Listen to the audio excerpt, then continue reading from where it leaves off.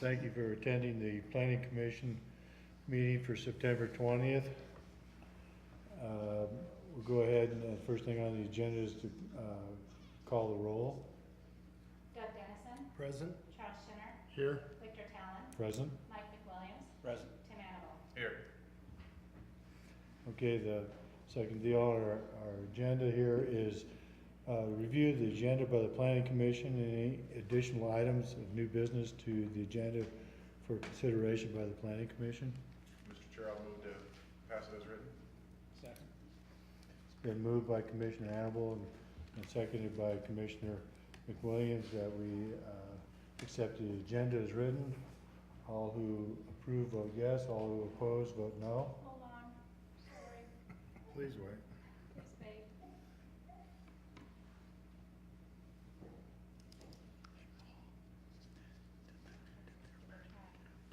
Okay, go on ahead. I apologize. Thank you.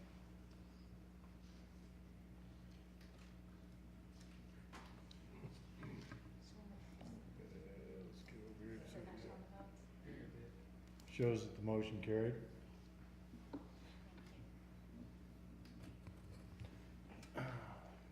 Item 3 is public to be heard.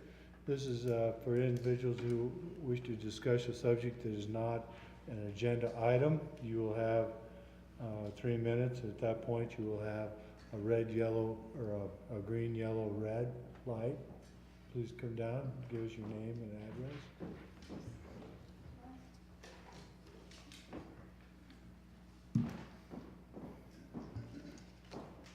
Hello, Mr. Vice Chair and committee members. My name is Cynthia Martinez White Diamond, and I live at 647 Clarendon Drive, Windsor.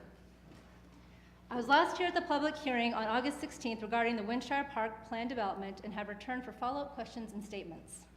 I would like to begin by stating that when my husband and I purchased our property in 2013, we were told that our contract included an extra $7,000 for our lot due to the fact that the land behind our property was slated for a church, so we would not have neighbors. And in speaking with our neighbors, one is here today, they had the same.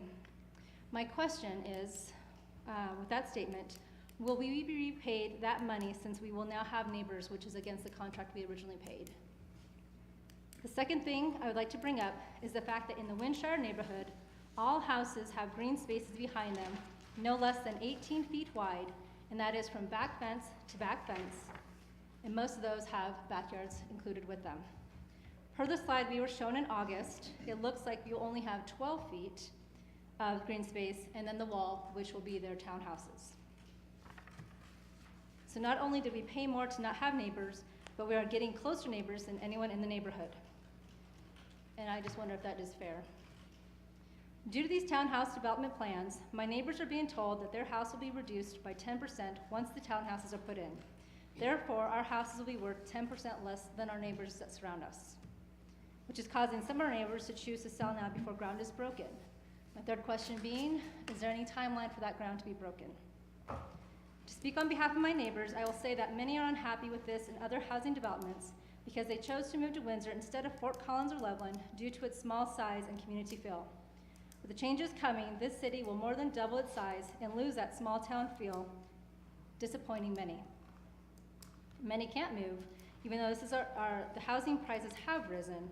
It is near impossible to purchase a house of similar size elsewhere in Windsor for equal value as new builds are costing more and more. So choosing to move would result in leaving Windsor or paying more money. To reiterate, I would like to find out who, if it's possible, are we going to be repaid? And then I understand that one of my neighbors has asked to see if any changes can be made in contacting Mr. John Baker, who is currently,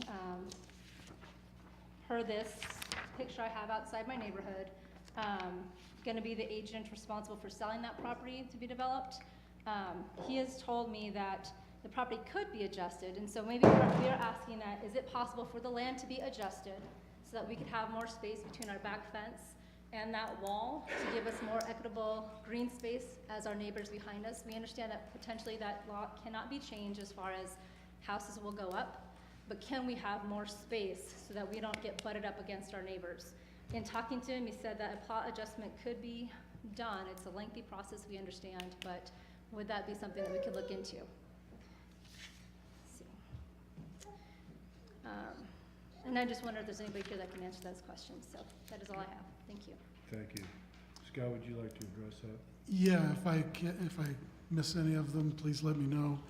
As far as the reimbursement for the lot premiums that were paid, it's unfortunate that it sounds like commitments were made, maybe by real estate professionals or somebody.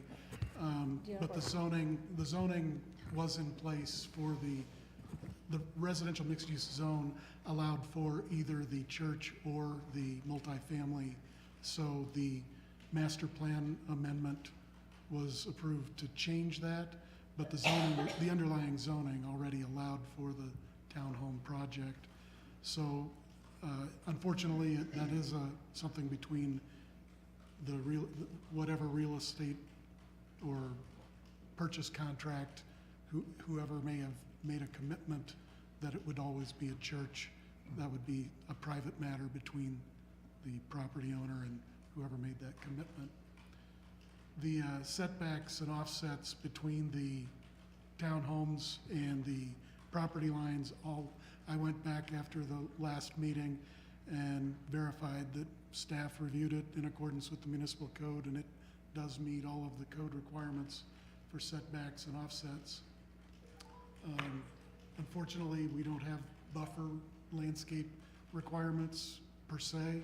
The backyards probably have utility easements that prevent some landscaping in adjacent to the rear lot line, but we can try and work with them on the landscape plan as much as possible. But as far as compelling them to go back through the process, they already have their entitlements, and that if they indicated that that's a possibility, they would have to come back with a new application showing the different building locations, because they've already been approved per the plan. And unfortunately, it sounds like several of the neighbors probably didn't make it to the neighborhood meeting or weren't aware, or either maybe the neighborhood meeting was held prior to them buying the home. I'm not sure, but there was a neighborhood meeting held, and I don't believe that. We have timeframes that most of us are working. Yeah. It's a problem. I think it was during the evening though, but yeah, I don't know. I'd have to. Yeah, it was in the evening. It was held at the rec center. And I know, talking to our neighbors, nobody knew, but at least the Clarendon neighbors, not the Winchester neighbors, what the meeting was in regards to. And I can't remember even getting into posting for that meeting, other than, they do post something next to their mailboxes. So Sure. I don't understand anything particular about this. Yeah, and I'd have to go back and look at the notification requirements as well. There's also an ad placed in the local newspapers that Right, I remember saying that. for that as well. And then the last question regarding timeline for groundbreaking. Once the project's approved at the site plan process, we don't have a time frame that they have to bring in building permits. They could bring them in right away, or the site plan stays valid for a year if they don't come in with building permits. So they have a year time frame to bring in building permits, but they can do that any time after it's approved. So I don't have I would imagine, since they just received approval, we'd probably see building permits in the next month or so. So. And then the reduction in our housing costs, or prices, sorry, not costs. Are you aware of what those would be? That I'm not aware of, and I'm not sure if you have, what the source of that information was. Generally, we rely on the county assessor, and they'll come, the next time the county assessor does assessments on everybody's property, they would take into consideration what's happened in the neighborhood. I'm not aware of that being a negative impact on property values. All property values in town have generally been rising quite dramatically, so I can't answer that. The Well County assessor might have a better answer for that. And if you have any further questions, don't hesitate to go ahead and call staff. Yeah. Staff? Yeah. These are the staff. Yeah, It's staff, I was gonna ask Yeah. for staff. Just call the planning. They'll be glad to help you out. Okay, thank you, gentlemen. Thank you. Okay, our next item on the agenda is the consent calendar. And that is the approval of the minute of the August 16th, 2017 meeting. Mr. Chair, I move that we approve the minutes as written. Anybody want a second? Second. It's been moved by Commissioner Dennison, and seconded by Commissioner McWilliams, that we go ahead and approve the minutes as written.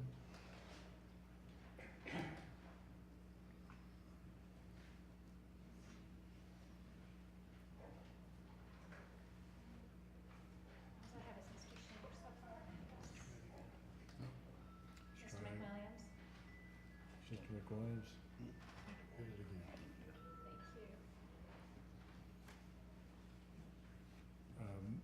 Motion carries. Okay, we'll move into our board actions. First item in our board action is recommendation to town board, the Windsor Village at Ptarmigan Master Plan being an amendment to the Ptarmigan Business Park Subdivision Master Plan and the Lutheran Church Annexation Master Plan, JBT and Associates. Paul? Good evening. This amended master plan is being reviewed in accordance with the Municipal Code, Article 2, Chapter 15.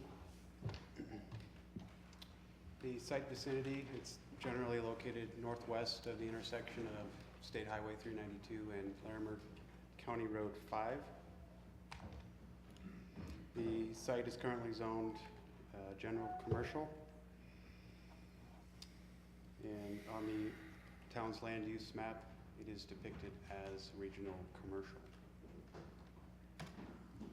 The proposed master plan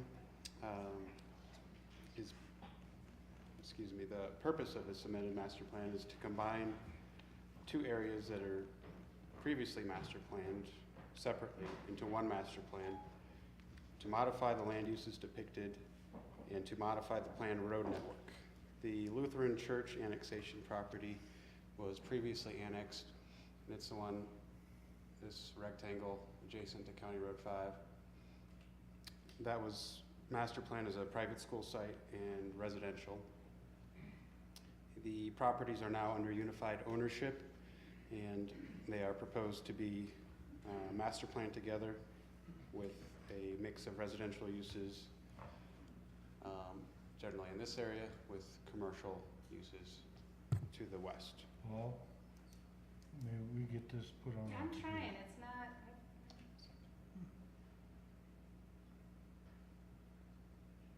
There we go.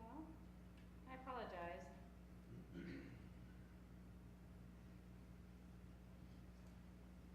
There we Okay, go. there, it's there, now to get it up here as well. Maybe it's just, there might be just a delay, it's because I'm up here, I apologize. That's okay.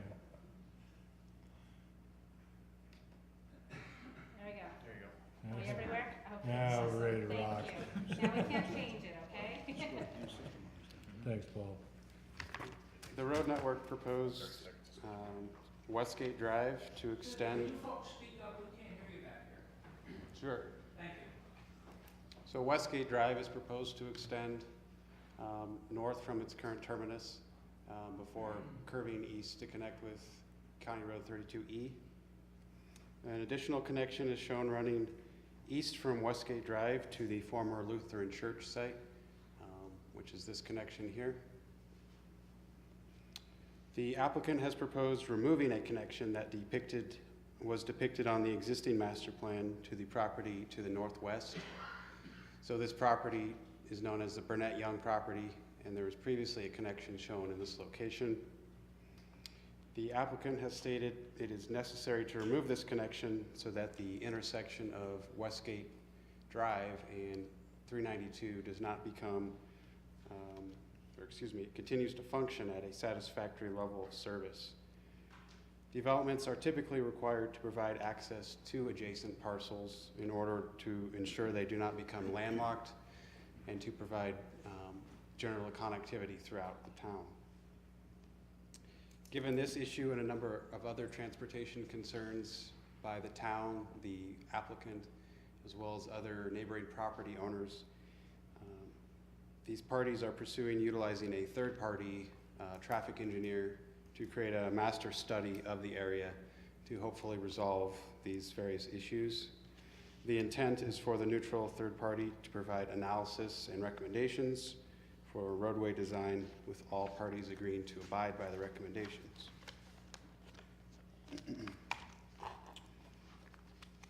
Additionally, the property falls within the I-25 corridor plan, which identifies the area as a as a corridor activity center, or CAC. The allowed uses within the CAC are defined in an intergovernmental agreement between the Town of Windsor and City of Fort Collins. Since the CAC area was envisioned as an activity center with higher intensity commercial, residential, and mixed use clustered in close proximity to the interchange, single-family uses were not allowed. However, that IGA has been amended in the past year, with Fort Collins and Windsor both amending the IGA specifically to allow the single-family component proposed with this project. The amended IGA specifies specific acreage and number of lots devoted to single-family uses and preserves a large portion of the property for future commercial and multifamily development. This proposal is in conformance with the comprehensive plan, particularly Chapter 5B, the growth framework, which the goal states maintaining the character of the community while accommodating future growth that is fiscally and environmentally responsible. Staff comment on that section. The proposed master plan maintains the community character by transitioning from single-family uses to multifamily uses and then to commercial uses from east to west. Additionally, the incorporation of mixed uses provides the opportunity for housing, services, and employment to be in close proximity to one another. And this model of development has been shown to be both fiscally and environmentally more responsible than highly segregated uses. The area is currently served by Fort Collins Loveland Water District and South Fort Collins Sanitation District. There is limited sewer capacity in the area. However, the district has indicated they will be able to serve the development. Other private utilities and Town of Windsor services are located in the vicinity. The comprehensive plan, Chapter 5C goal states support diverse housing and residential neighborhoods to meet the needs of varying family sizes, lifestyles, and income levels. The staff comment, the proposed master plan depicts a diversity of housing types, including traditional single-family lots, patio homes, and multifamily development. There was a neighborhood meeting held with item C2 and C3 on the agenda, the associated rezoning. However, this particular item did not require a neighborhood meeting.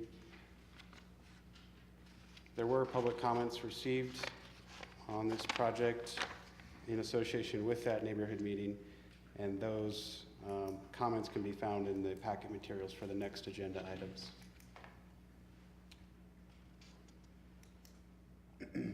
Staff recommends the Planning Commission forward to Town Board a recommendation of approval subject to the following conditions. Number 1, all remaining Planning Commission and staff comments shall be addressed. Number 2, applicant agrees to construct transportation improvements or pay its equitable pro rata share for transportation improvements as recommended by the master traffic study that are required in order to serve the property or to accommodate the traffic generated by the development allowed by this master plan. Number 3, applicant agrees that the Westgate Drive connection shall connect to County Road 32E as shown on the master plan, unless recommended otherwise by the master traffic study. And number 4, the street configuration within the master plan shall include a connection from Westgate Drive to accommodate traffic to and from the Burnett Young property as shown on the Ptarmigan Business Park Annexation Master Plan dated September 13th, 1999, unless recommended otherwise by the master traffic study. Staff requests the following be entered into the record: the application and supplemental materials, staff memo and supporting documents, and the recommendation. I do want to note the applicant is here, should there be any questions for that team or for myself. Thanks, Paul. Town Board Liaison, would you like to give us a statement? I don't think I have to on this one, Mr. Vice Chair. I think on the next one, the public hearing, Okay, is when I have to do it. I'm not I can do it gonna, anytime I'm you not want. gonna ask you again. Anytime you want me to, I will read my, but I think it's just when we have a public hearing, quasi judicial. Okay, very good, thank you. Thank you for reminding me. Okay, any comments from the commission? Can you elaborate a little bit on the traffic study? Who are the conflicting parties that are trying to resolve? Sure. So the applicant for the current proposal, there's essentially four major property owners in this quadrant. The applicant, the property owner of this property on the corner, the Burnett Young property mentioned earlier, and then the largest of those, of the four to the north, is owned by a couple of individuals. And they have a master plan as well as a preliminary plat that was approved earlier this summer for residential. So those are the relevant parties that are involved. Thank you. And Paul, all four of those are in agreement to work together on this traffic study? We don't have a formal agreement yet. We're working through the process. So your, in your recommendations or your amendments, number 4 there was that we'd have that connector, so that puts the connector back on the map, or it doesn't? It would put it back on unless the traffic study indicates otherwise. Okay. I like that connector in there. I think that, Yeah. that works within it. Mr. Shannon? So, question to staff on process, master plan. It seems like some of the data isn't in yet for this master plan, and you're going through a master plan process to make changes, and then if the traffic study comes back in that says something else, do you have to go back through this again, or is there another way of handling it from a process standpoint? So the applicant would argue that the information is already in hand. It's the difference of the two property owners' opinions, their traffic engineering, that is being studied. So this property owner has met their code requirements and provided their traffic impact study, which would argue that that connection is not necessary. The third-party traffic engineer that we're having look at it is the same traffic engineer that just completed our roadway improvement plan for the town.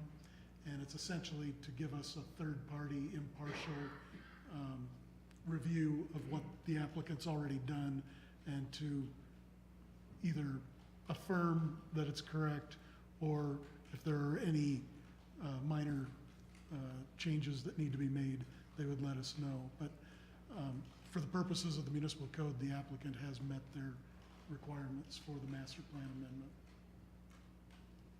Have the town traffic engineers weighed in on this, or we're just relying on this third party? The third party is the town's traffic engineer. They're going to review what the applicant has done, their traffic engineer, and they're gonna review what the property owner to the north has done. So that's something that we're doing concurrently, and the conditions of approval that Paul outlined would accommodate whatever comes out of that study. I have another question related to that. Mr. Dennison? So Paul referred to, I don't know if it was is in the code or it's policy to not landlock parcels. Is that in the town's code, or is that just a policy that the town has had? And if that connector's not there, is that Burnett and Young property going to be landlocked where it can't be accessed? They would need to be provided access. There is I believe, language in the subdivision ordinance that says that properties shouldn't be landlocked. They do have an existing access easement to County Road 5 that gives them access right now, and that wouldn't be going away with this master plan. How their final access is determined will probably happen with their own subdivision process. So either this property owner or the other one's gonna have to somehow provide access to that property. Correct. And what's the zoning on that Burnett and Young in the upper left there? It's general commercial.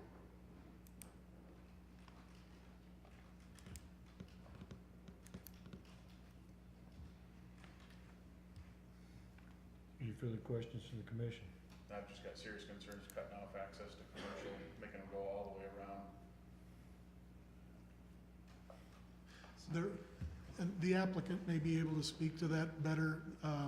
There are topography and wetlands and other factors in the location of that connection that may still necessitate that it be from another direction, but again, that's what our traffic third-party study will look at all of those different factors.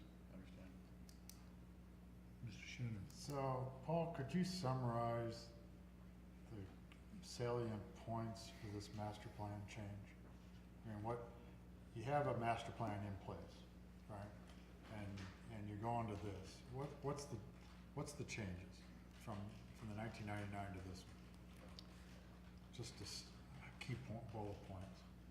The Westgate Drive connection to 32E in the northeast portion of the master plan, that was formerly shown further south. It's shifting north to align with 32E. The Lutheran Church annexation, this rectangle was formerly included a church site that's being replaced with residential. And this connection here is a new connection, as well as the removal of this connection. I believe those are the primary changes. So quite a few traffic alignment changes, basically. I mean, I count 3 different ones, Correct. and then one is the church to residential. Okay, thank you. That helps summarize it for me. Okay, good. Any further questions from the commission? I'll entertain a motion.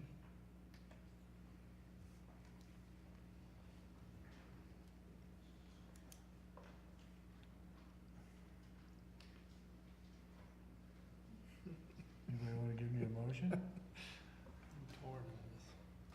Well, so I motion that planning commission follow staff's recommendation. Very good. Second? I'll second the motion. It's been moved by the planning commission to forward a recommendation of approval of the amended master plan to the town board following the 4 conditions as stated by staff. All who approve, vote yes. All who oppose, vote no.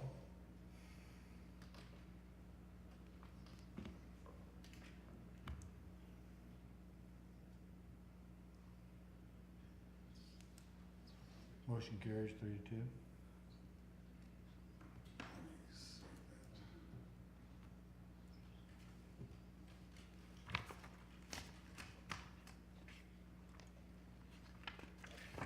If you want just a second, Mr. Chair. No, it didn't. It has to be. Yeah, I just want to make sure the bylaws.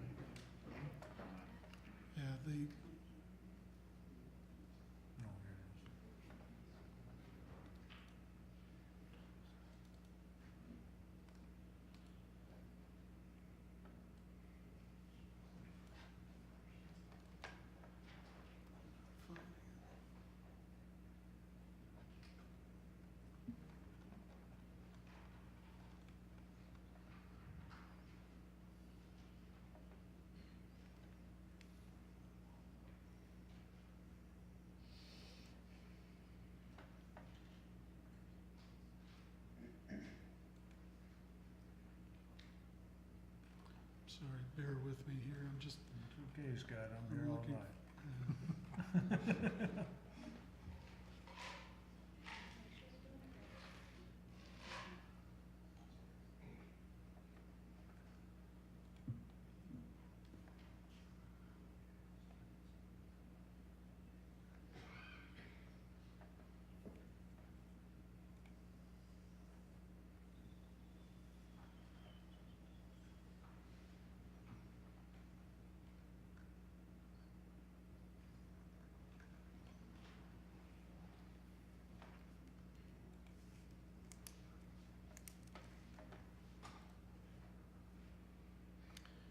I believe that's correct, that a simple majority is what's required. I'm looking in the bylaws to verify that, and it's not clear. It clarifies that an affirmative vote of no less than 5 members is required to approve an amendment to the Windsor Comprehensive Plan, but it does not specify. I believe it is just a simple majority. That's how it was. I wanted to make sure of that. So again, the motion has carried 3-2. It does specify in letter I, Is it aye? all voting members shall be roll call by vote. All official actions of the commission shall be taken by an affirmative vote of the majority of the members in attendance. Okay, thank you. Just wanted to be sure we were on the right track with the next Covering items. everything we're covering. Okay, we'll move on to item 2. Public hearing, rezoning petition, Tarmac Business Park subdivision tract D, E, F, and portions of tract G, and all of the Lutheran Church annexation JBT Associates. Again, Paul, we'll go ahead and close the regular meeting, open up a public hearing. Now I have to do my thing. Took me a few months to figure out some tutoring from our town attorney to figure out when I have to and when I don't have to, but I got it. We got it all. We got it. Mr. Vice Chair, for the record, I would like to disclose that I am a sitting member of the town board and that I'm here in my capacity as non-voting liaison to the Planning Commission. Although I will be present during this public hearing, I will not be giving my opinion or participating in the discussion.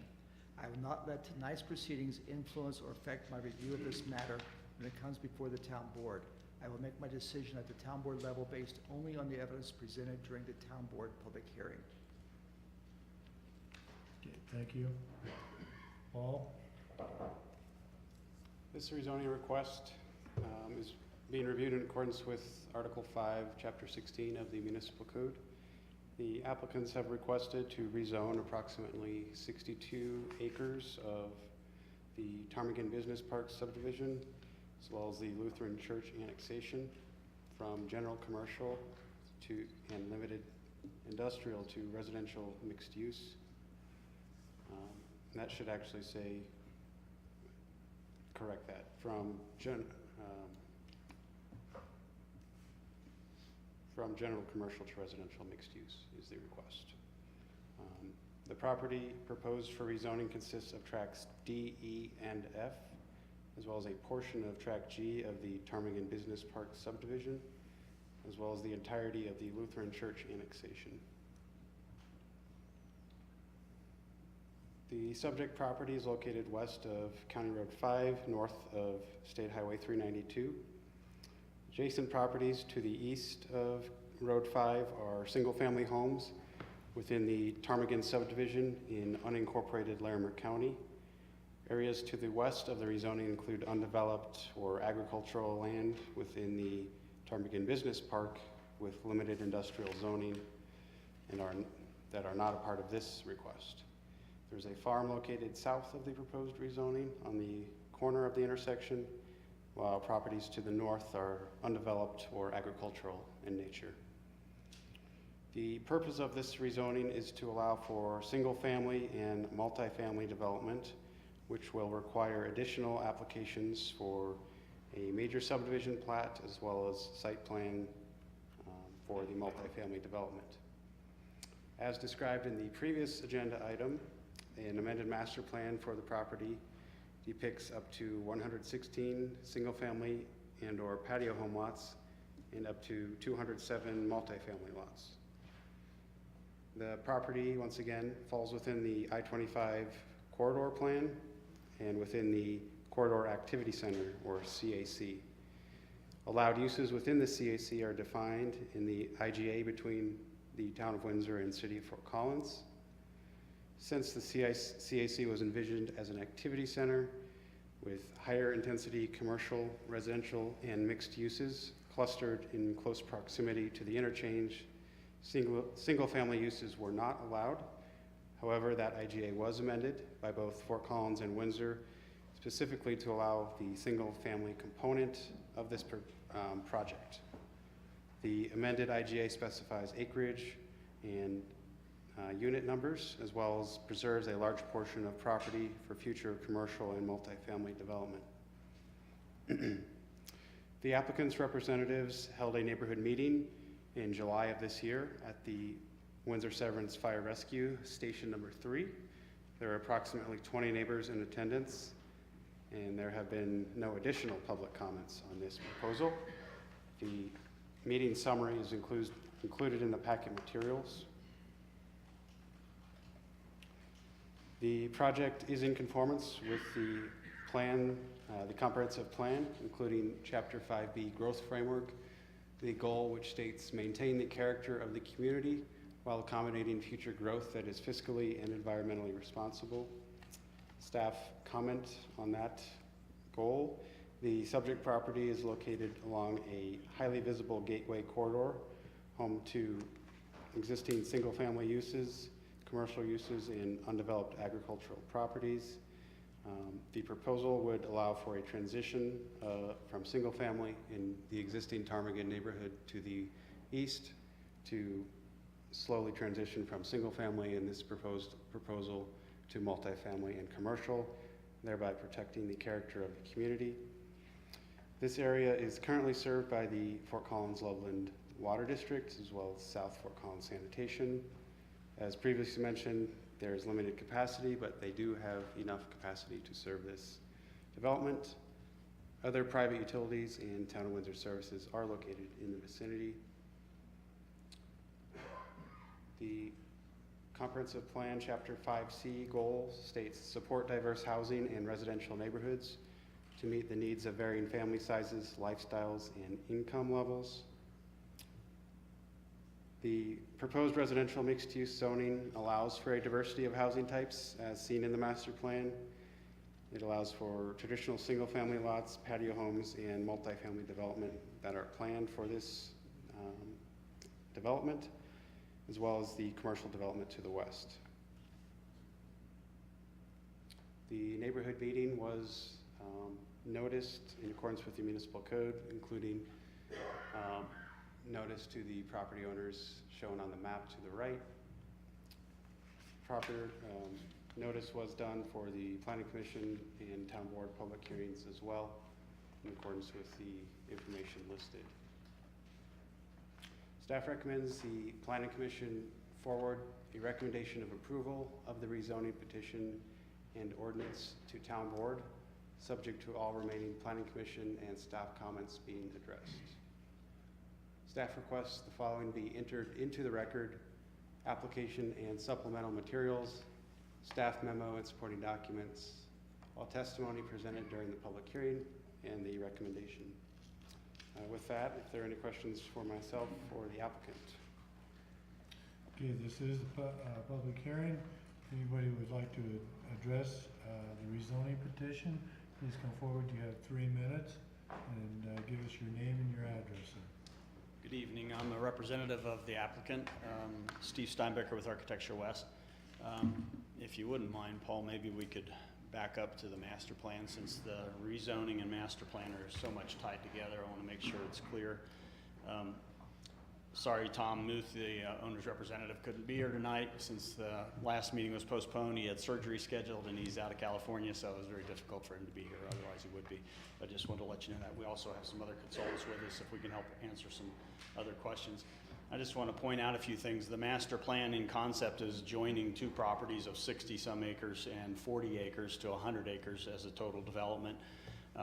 Basically the west line that Paul did a great job with his report and his analysis, but from the west property line in the center of that site diagram is all commercial and will remain commercial activity uses.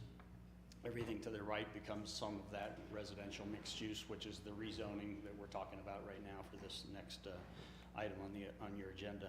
So what we're really trying to do is benefit the property and the interchange by having a cohesive master plan for this whole thing that does include the single-family residential. It's a component of all the residential in that. The CAC actually listed a mixed residential as a component of the CAC uses, list of approved uses, so that's where we went through the IGA and intergovernmental agreement, which the town and the city of Fort Collins have approved to allow single-family residential. But again, it's a blend of multifamily, single-family, and then a blend further into the west commercial. So I really am here to answer more questions specific to your concerns based on the last vote, that there is an ongoing discussion about the whole traffic in this quadrant. I'll bring it to your attention that the main issue for the neighbors that did show up that night were on Larimer County Road 5 is basically substandard. It doesn't handle the traffic. They have weights getting out of the Oakmont, which is the east-west road there to the right side. I don't know if you can show them that. Yeah, that location. And Paul was good to point out, and that's where we have been working with staff, including engineering, that they asked for that connectivity of Oakmont to the east side of 5 into the roundabout circle that you see on Westgate, so that we could help with that interconnectivity of properties, make it good for Ptarmigan Golf Course folks over there, that neighborhood, and tie it to the commercial, take that traffic off of 392. So there are some proactive things. We've had multiple discussions with staff about how we're going to connect to that. And then at the very top, just to be real clear, Westgate, as you see with that kind of loop-de-loop road, north-south and then going over to 32E, that is already platted in that location, just so you're clear. It might not have been clear. The annexation document did originally show up along that church property. Am I allowed to continue as applicant? Go ahead. So that access is already in there. We've gone further than that and looking at realignment of Westgate to make that further more usable from a traffic standpoint. Also, to clarify at 32E again, there's an arrow you can kind of see at the very top there, and that is the easement that's already created for interconnectivity at 32E to the Burnett Young and the Dallas Horton property. So there is a current existing easement agreement in place there. What that third party, which is FHU, is the acronym for the traffic authority or the expert consultant, they're going to take all of these, the two current property traffic studies that have been done, analyze both of them, what are their assumptions, which ones are correct, which ones are not completed or not resolved, let's call it. And that's where that whole discussion of Westgate connecting to Burnett Young or Westgate connecting to 32E and 5, and then connecting into Dallas Horton's property. Horton's does have a master plan that, if I'm not mistaken, I've seen it several times, but has an interconnectivity into Burnett Young already. So that intent is already there. The master plan third party, neutral third party, will give us that evaluation of whether that connection really has to happen at Westgate or not. The premise on this is, and I don't want to get into that except for the fact that we'll have additional studies. You'll see the next level of this plan, which this is a conceptual master plan. None of these roads internal, the Oakmont extension or the north-south road, none of those are platted yet. So you're going to see all of that come back to you as a final, figured out, designed, all compliant with traffic standards and road standards. So not your last chance to look at this, and that does not even really depict where we're at today. So we've advanced this quite a bit further. There's a lot of changes still coming, but the intent is that the zoning was permitted with the CAC change, and that's why I wanted to clarify some of the master plan concepts of making this, instead of 3 sets of parcels here, working non-consecutively or cohesively, that we've already thought about that. We've got 3 parcels that already have some accesses. I didn't mention the one to the very lower right corner, but the Victor annexation, you can see there's an arrow connection there too. So we've allowed for that site to be connected, even though there's probably gonna be some on 5 and 392. So there's a lot of more background is what I'm trying to tell you. I really would prefer to stop and let you ask questions that concern you about where we're at, but clearly the rezoning and the petition are tied to the master plan, and that has another large step or two to go before you'll see a final layout on all those easements and road layouts and connection points. So, and the owner has agreed to all of those conditions that were prior about agreeing to whatever the final traffic study is gonna say is the best design in connecting all the properties. So please let me help answer any other questions that might be on your mind. Again, this is a public hearing. At this point, if there's anybody else in the audience who would like to address this, please step forward, give us your name and address. We can fill them up here, start the timer, okay? I'm Dick Wander, my wife and I. Touched it, now get it going. My wife and I live on Nelson Court, so Okay. it's our house, one house, wall, County Road 5, open space. Name and address, sir? 5104 Nelson Court. Your name? Wander is the last name, Wander. okay? Thank you. So we didn't get a chance to go to the meeting in July, we were out of town, so let me cut to the chase and ask some very specific questions that my neighbors have asked. What is the timeline to start moving dirt around to begin the infrastructure? Is there a date for that? Is there a time for that? Is it this year? Is it next year? That's the first question. Second question is, when will County Road be widened? It looked from the drawing that it's going to be widened. The traffic there is pretty strong now, and sometimes there's very long lines if you have to go that way. And so, when is County Road 5 going to get some love? In terms of these houses and what have you, I'm sure there's codes for it, but I'm curious to know what the height restrictions are for single-family homes, these townhomes, and the multifamily units. And I'm curious to know what the price ranges are. Are we going to wait until we get the project moving along and see what the economy is like? Are these houses going to be priced similar to what the property values are in Ptarmigan, or are they going to be at a lower level? I would add two things. One, please just use common sense when you do these roads, and don't worry about anything other than that. And based on what this first lady had to say, when the planning board looks at future developments, I would encourage you to look for some buffer space to protect people who spend a lot of money on their properties. And we lived in California, and we had a house, we had a wall, we had a house, we had a cinder block wall, there was another house 6 feet on the other side of that wall, and it wasn't very pleasant, so I can empathize with this young lady. Thank you. Thank you. Steve? Yeah?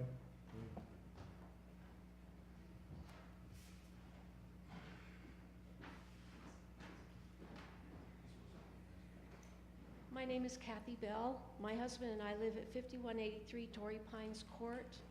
We moved there just a year ago, and shame on us, we didn't check to see what was going to happen over there on that open space. We know that it's inevitable that something's going to go in there. That's just, we should have probably checked into that, but we just love the open space.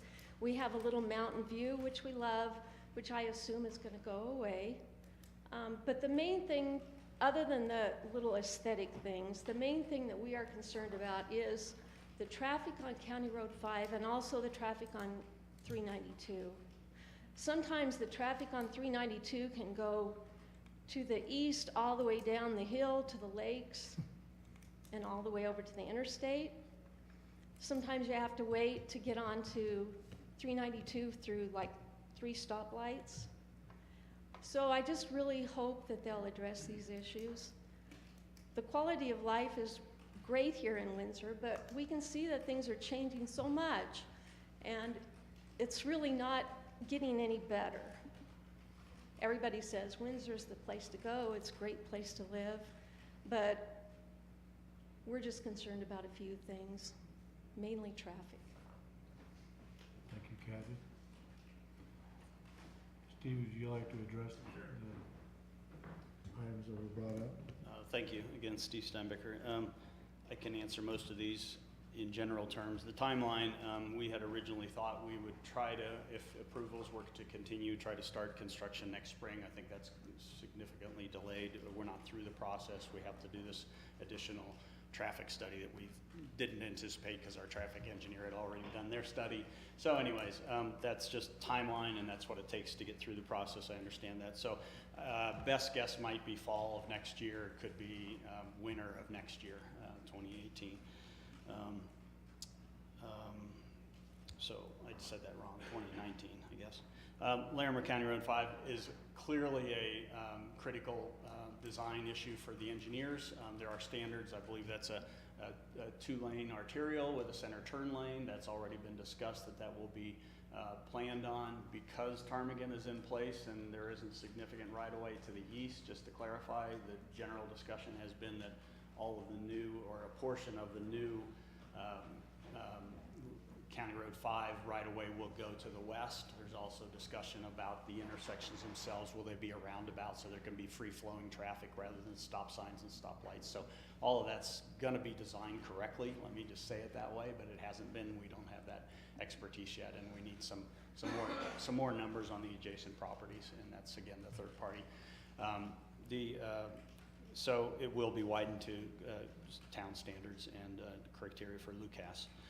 Residential types and prices, because it's a mixed use, it's not going to be identical to Ptarmigan. Happens to be this developer did develop the Ptarmigan site, so he's highly sensitive to that, and we're looking at more open space than that has, not given that it's a golf course, but we've taken that into the design, and again, you'll see those kinds of renderings and kind of concepts with the next round of approvals and reviews. So that's still a moving target, but generally it looks like the single-family lots could be 9,000 square feet, which is quite a bit larger than a good portion, if not all, or I don't want to say all, a good portion of what the Ptarmigan properties have now. But I don't have those on a list or anything, so I can't qualify that again. Certainly prices are going to be competitive with the market, but I can't answer that either. And that's going to be based on, there's going to be a combination of builders. It won't be one track builder that goes in there, and that's not the expertise or not the kind of clientele that they're marketing to and talking to, and they do have interest in that. So there'll be a nice product with a more open space than required, is what I'm trying to say, and some amenities. For Ms. Bell's comments, the open space I just mentioned a little bit, but County Road 5 and the traffic at 392 are obviously critical discussions, and I know coming from westbound on 392, that's got issues by itself. That probably will not be an impact to this site so much as the whole issue that we were struggling with here is the distance between the interchange, off-ramps and on-ramps on 392, just to the east, before it gets to Westgate. And that critical section right there is why the discussion is that there shouldn't be more connection on Westgate north to the other properties, because there's a limited amount of stacking that can occur there. And if this whole site gets built out with commercial and then the additional commercial, which might be ×3 or something to the north, that's going to overload that entire intersection to Westgate. So that's kind of the premise of our traffic studies expertise and what he's found so far. That's again what the ultimate traffic study will try to help resolve. Is there capacity there? Are there ways to improve that? One of the things that we've investigated, not that it's our property to control, but there could be a 3/4 turn movement into Jaeger's property, the Victor annexation, that would help to relieve some of that Westgate traffic. So we're looking at alternatives to that as well. I don't know if I've hit all the points. If I haven't. Yeah, I think you hit the ones. I think I can answer the other ones. Thanks, Steve. The other question about the height. We don't talk under it. I'm sorry? Go ahead, Skip. I'm sorry, the question about the height of a single-family home, 35 feet is the code allowed height limitation. And then the question regarding the westbound traffic on 392 at the County Road 5 intersection is something that the town is also looking at separately from this project. As far as Steve mentioned, that is a bigger, more regional traffic issue that the staff is looking at having that intersection reviewed and for possible improvements to that intersection that would relieve traffic issues in the short term. So we are looking into that as well. Great, thank you. Go ahead, Steve. I intended to mention one thing with the rezoning, which is what the topic is supposed to be right now, but the church property being Zone C commercial, as you can imagine, if that was all fully developed as commercial versus single-family residential and a mixed-use residential, the multiplier times traffic on commercial, a fast food restaurant, those kinds of things are going to be much, much larger generators to the traffic problem at this intersection, which is why the rezoning was requested to blend single-family to multifamily to commercial. And as part of this, which you may or may not have gotten a piece of before, but with the CAC re-review and the IGA intergovernmental agreement being transformed to allow the single-family, part of that, what we provided was a feasibility marketing study that said you can't just build all that in commercial and expect it to be able to work with the other three quadrants of that interchange is what I should say. So there's a limit to how much it can support at this location, and that was the findings of the marketing study group out of Denver that basically said you can't build it all in commercial, and we create a much larger traffic problem as a result. So I know that may not satisfy everybody with residential property nearby, but it is a reduction or a down zoning and subsequently down number reduction in the traffic counts significantly from commercial. Great. Thank you. Thank you, Steve. If I could just clarify, when Steve refers to the CAC, he's referring to the Corridor Activity Center that was established with the IGA with Fort Collins, just so that sometimes that term isn't fully known, so just for everybody's.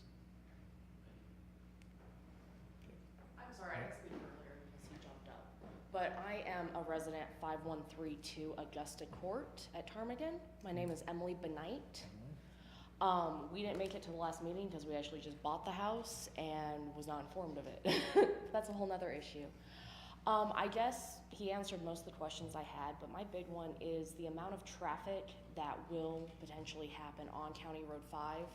Our house is right next to County Road 5, and we have the small wall because we're not on 392. And I guess a big question of mine would be, would they consider building up our wall further if they are going to increase traffic upon County Road 5? Or is that something that could be considered in their plans? Okay, thank you. Did you have an answer to that, Steve? I have to say I don't have an answer to it. We haven't discussed it with the owners, and I know there are going to be zoning restrictions on the heights of walls. Is it 8 feet, Scott? I mean, you can't I guess build 12 foot or... it depends on the type of structure that you're building. Okay. So I can't answer that code side of it, but that might be something worth considering or discussing further with residents. But it would further block the view, no question, but I can understand why it would help control the traffic noise. I know Carlin had mentioned in our neighborhood meeting, and I don't want to speak for her, but that there was in the works some potential for a reduction of truck traffic on that specific road as well, but I can't answer the details of that. Great, thank you. Any other questions from the, I had asked, can you come up to the podium, sir? Sir, can you come up to the podium? of course. When I asked about height restrictions, I asked single family, which you gave me, thank you, but also multifamily as well. Are they limited to the same level?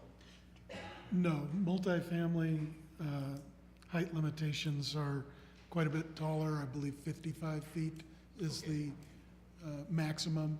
However, it is important to clarify that the multifamily portion of this master plan is more towards the middle of the property. And down the hill? Right, between the single-family detached homes and the commercial area. Okay, fine, thank you.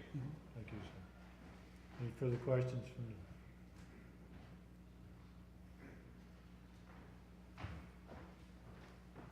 Hi, gentlemen. Gordon Hadlow. I live at 5320 Augusta Trail in Ptarmigan.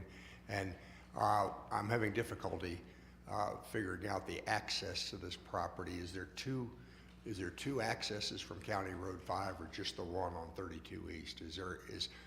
Are they planning on extending Oakmont Drive across? And if they are, how's traffic going to be controlled in that area? Thank you. Paul, would you like to? 2 accesses are proposed on 5, Okay. including extending Oakmont. The exact design of that intersection would not occur until the subdivision plating. Any further questions? I'll entertain a motion to close the public hearing. So moved. Second. It's been moved by Commissioner Annabelle and seconded by Commissioner McWilliams to close the public hearing. All who approve vote yes, all who oppose vote no.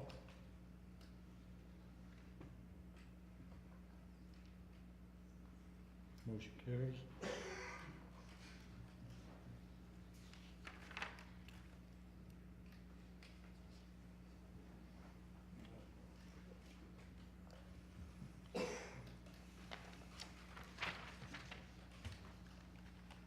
Boy, this thing is driving me nuts tonight, guys. Hold on. Have to re-sign in.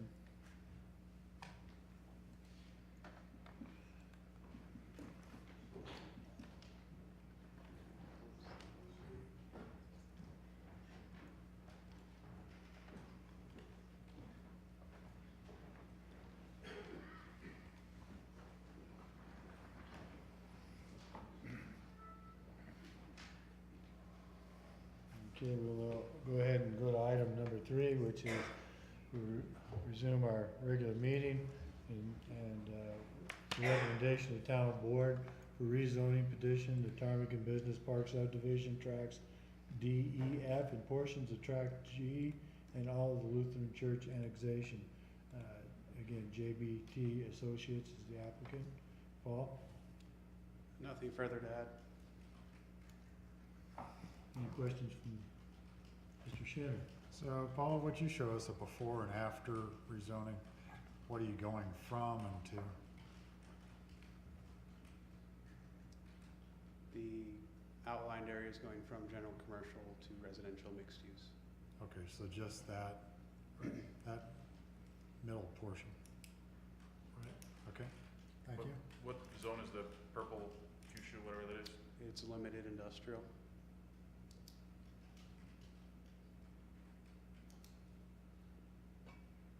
Any further questions? So it's discussed to be a blend of residential and commercial. How much commercial are we talking here? I'm just concerned. I mean, this is our prime commercial area in my mind, that we ultimately put too much residential there and give up too much opportunity for commercial in Windsor. The town board shared some of the same concern when they went through the amending the IGA with Fort Collins, since this is currently general commercial, and the IGA called for more commercial type development and not single family. Going through that process, I think they acknowledged the study that the applicant referenced, where there's only so much potential commercial development that can happen, and part of that is a need for rooftops, and developing this as single family, and maybe more importantly the multifamily, to get more rooftops would in theory help attract more commercial. So it's kind of a trade-off. Everyone thought Centerra was crazy too. So with this annexation, it's proposed to be all residential, or is it actually mixed?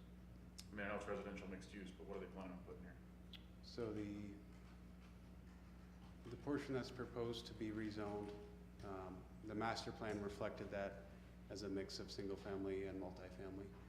The commercial is off-site of this current proposal in the area you're asking about, that's shown as industrial. That's envisioned as the commercial portion. So if we get some decent commercial in there and we cut off their access from the south, then all of this new residential is gonna have all of the traffic from the commercial go through it. I'm not sure I followed the question. Pull up the you're not Well, cutting. you look at what's still gonna be commercial, we're talking about cutting off the access to that from a traffic perspective from the south. I think we're going too far. We need to get the traffic study in there before we start worrying about that. The Westgate Drive is the primary arterial through the property. And it does, I guess, it doesn't go through the middle of the residential portion of the property. So that, the winding Westgate Drive that's shown on the master plan there will accommodate the commercial traffic between 5 and the commercial property without having to go through the middle of the residential neighborhood. Thank you. Any questions, more questions from the commission? Yeah. Would they be considered having the traffic study done on County Road 5 and then the work done prior to the construction beginning in there, or at least before the homes are being sold to where the road can handle everything? That is typically the process. The traffic study would spell out what improvements are required to support the proposed level of development. So typically they would put in left turn lanes, possibly right turn lanes, as well as widening 5 to 2 lane, ultimately a 4-lane section. They would likely be responsible for at least the portion on the west side, and that they would likely partner with the town to do a full 4-lane section with receiving some reimbursement from the town for that oversizing. So most of those improvements would be done as a condition of first building permit. Does that answer your question, Mark? Yes, it did. Mr. Shin? So clarify the residential mixed use, what residential, what commercial are allowed under that section? It allows single-family residential, multifamily residential, and a limited proportion of commercial, certain types of commercial, certain types of industrial, but it's limited to a certain, I believe, 30%, somewhere in that range. 25%. So it could be that some part of this ends up being commercial anyway. It would be allowed under the rezoning. Under the zoning, yes. Any further questions? Just for stats, I remember 2 meetings ago, we had the update, we had 830 some home permits this year so far. How many commercial permits? Paul's working on the permit report right now. In terms of new starts for new development, I believe we've had 2 this year. And then, of course, a number of remodels and things of that nature. There are several in the pipeline, but they haven't gotten to the permit stage yet. Sure. What percentage is gonna be multiple homes, multiple dwellings, however you wanna phrase it, as opposed to single homes in that subdivision? Have to look at the plan just a moment. We'll be getting that down the line as it comes in. So maybe the question is, by the ordinance, is there any proportions given? Or is it just residential versus commercial percentage? The residential mixed-use zone allows for any of the town's residential densities, and up to 25% of the entire development can be can be commercial. And I think Commercial of a neighborhood, commercial type. I think I want to pull this back. This is for the rezoning. Now we're getting into things that are two steps down the line. So let's go back to our rezoning, and do we have any questions pertaining to that? Then I'll entertain a motion.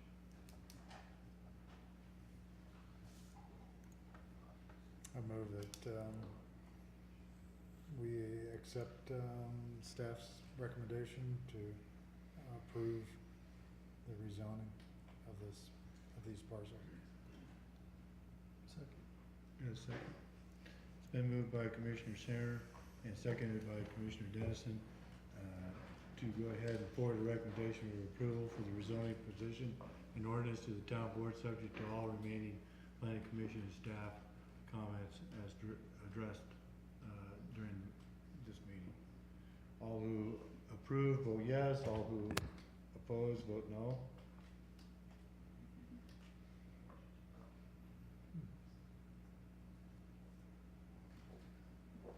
Again, it's 3-2. Motion carries.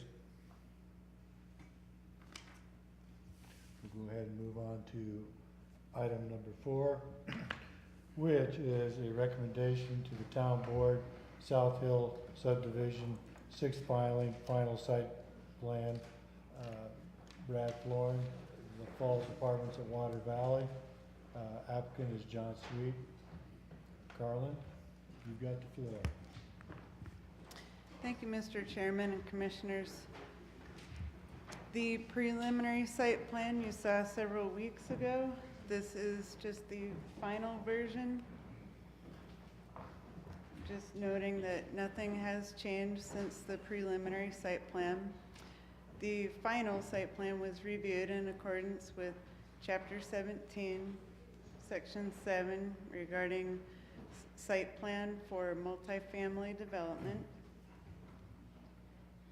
The property is located east of 7th Street, north of Apex Drive and Crossroads Boulevard, and it's just southwest of Picture Point Drive. The property is zoned residential mixed use, which allows for a variety of residential densities.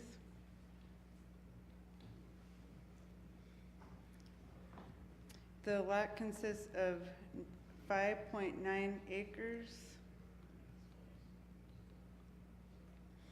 And the development proposes 120 units for 55 and over population. There is one building with common recreational amenities shown in this area, pool, putting green, and some other amenities. This development also includes a golf cart barn over here and pathways that lead to the golf course. Included are garages on the bottom level of the units, as well as detached garages located along here. The overall open space coverage is 49.4%.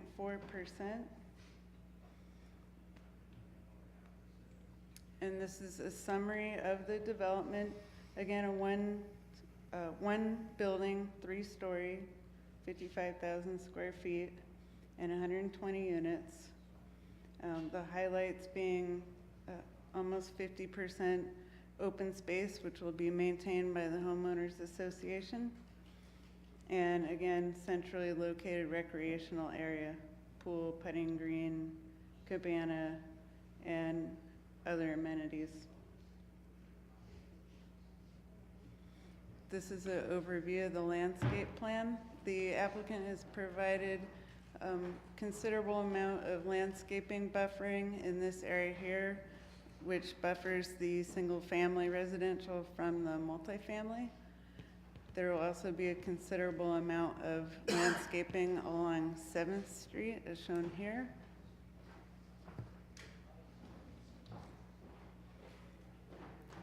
And this just shows more detail with the buffer between the single family and the multifamily. Again, the development being over here, and these are the single family lots along Picture Point Drive.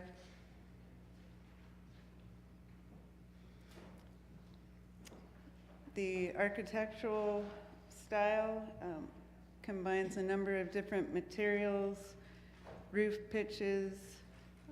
One of the items that they've proposed here is a timber type look, and I'll move on to some of the more of the details here.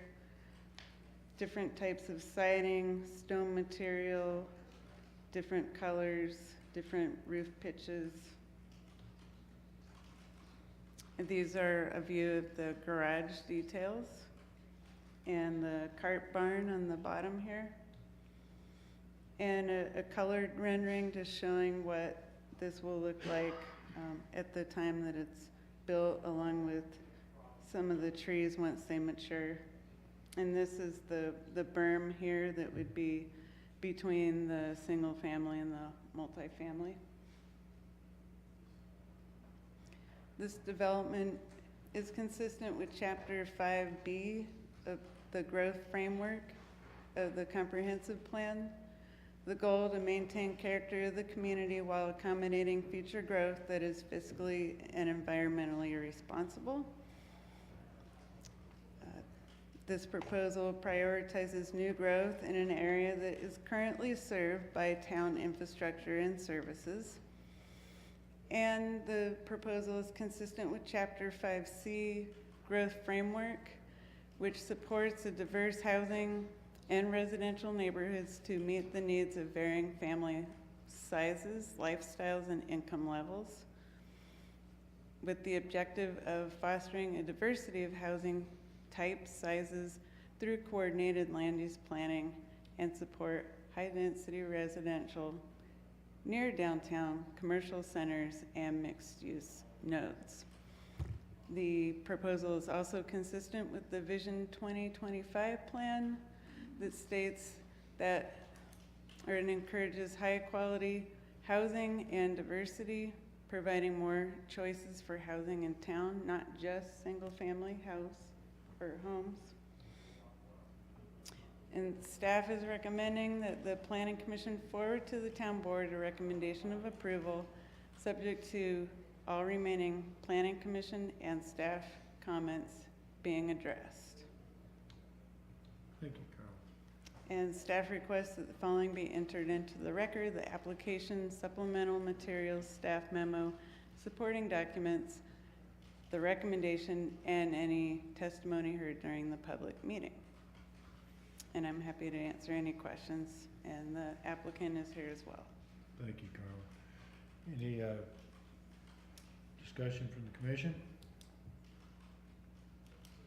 Want to entertain a motion?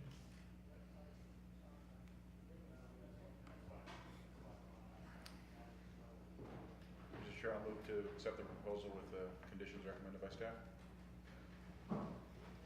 Second. It's been moved by Commissioner Annabelle and seconded by Commissioner Dennison to forward to the town board a recommendation of approval of the final site plan, subject to all remaining planning commission and staff comments being addressed. All who approve, vote yes. All who oppose, vote no.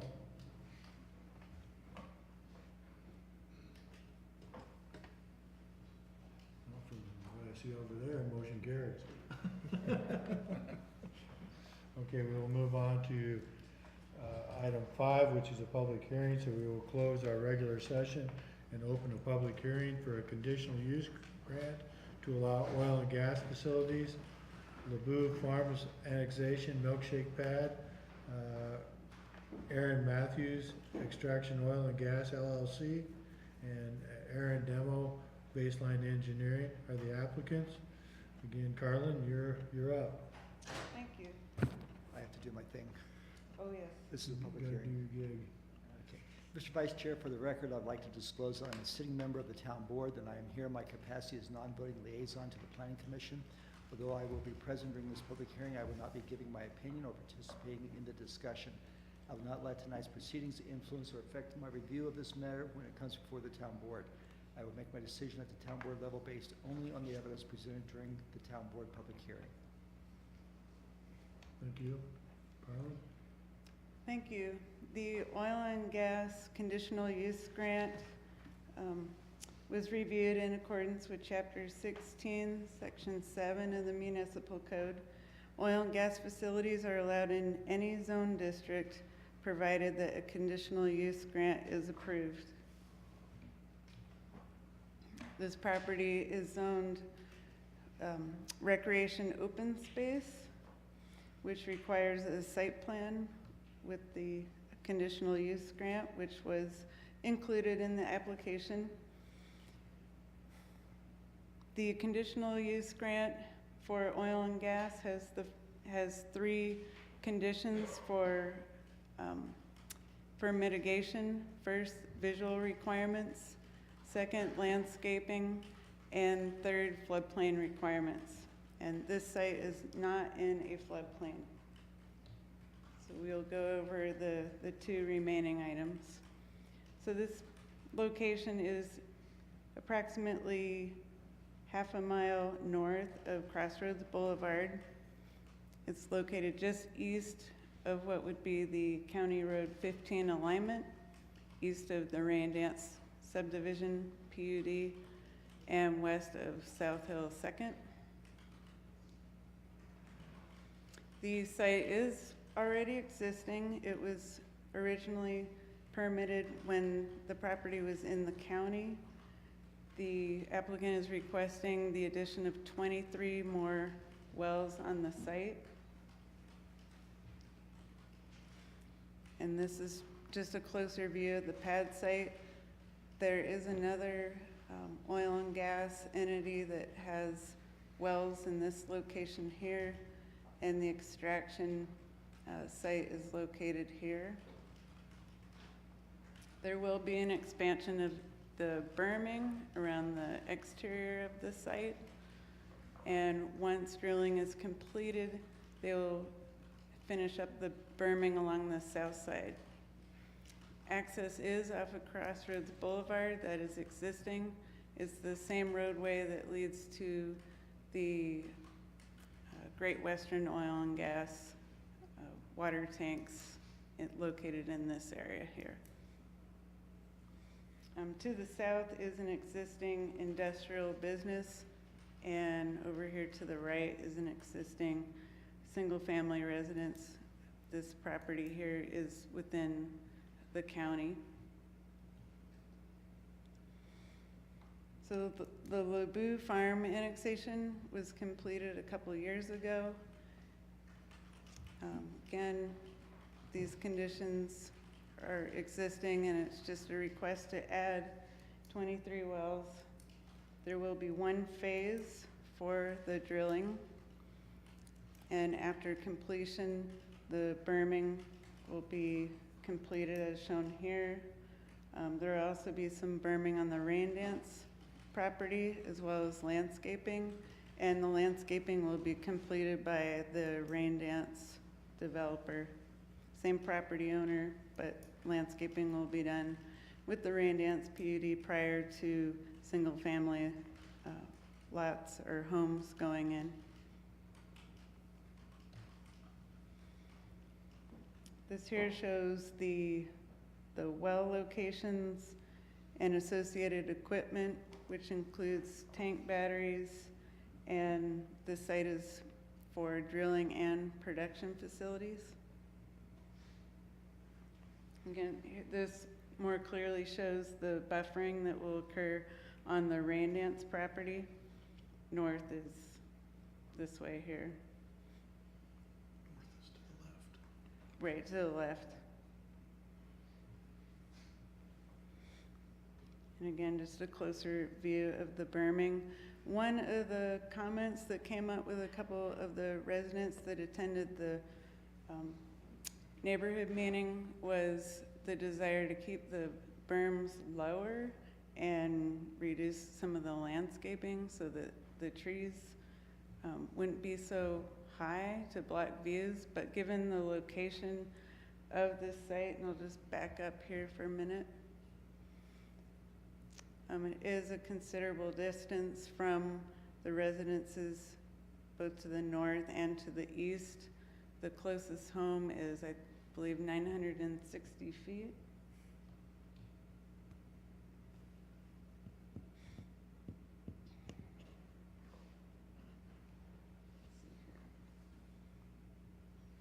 So the school, the middle school site is located 1,306 feet, as shown here.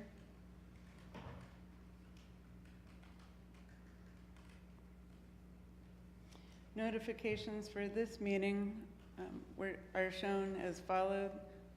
The green area highlighted here includes the properties that were noticed. These are the same properties that were included for the neighborhood meeting.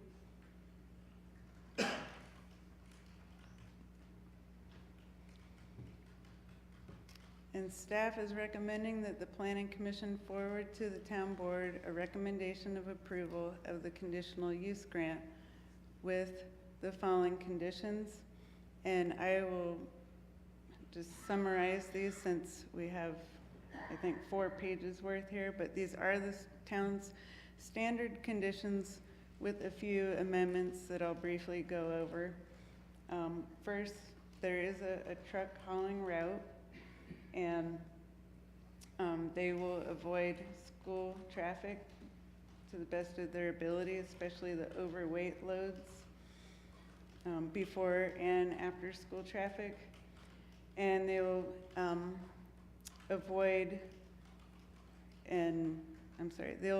most of the commuter traffic as possible to minimize congestion. And the landscaping screening, as I mentioned, that'll be done by the Raindance developer and will be started no later than 60 days after the final flowback phase. And any sound walls will be set back a minimum of 30 feet from any permanent trails or other public amenity. And these conditions here are the town's standard conditions. They address the drilling process, site access, the public street cleanup and tracking prevention, site grading, site lighting. We did work with the applicant to come up with more stringent lighting due to ongoing complaints from other sites about lighting, and that's a concern for both the applicant and the town. So one of the items here is that lighting cannot be above 15 feet to mitigate light pollution, and they will use the full cutoff lighting fixtures. The temporary screening and sound mitigation will include sound walls as well as possibly hay bales to screen drilling and completion operations and to provide noise mitigation. There will be permanent screening as noted. There will not be fencing on this property. This number or letter G was included because this is a standard condition, but the applicant has stated that there will not be fencing around the perimeter of the site, just the landscape berming. And the applicant will be using the electric motors to mitigate noise impacts on adjacent properties. They are using the low profile wells and tanks, which is the standard use today, is typically 12 feet and under. And the applicant will comply with all air and water requirements, just anything applicable to the rules of the EPA, and as well as the health department. And again, just the town's standard conditions here.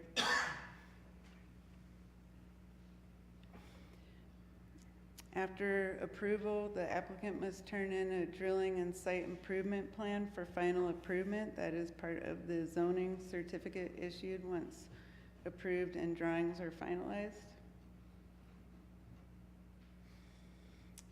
And the last condition, that the applicant pay the associated oil and gas well road impact fees prior to issuance of the conditional use grant zoning certificate.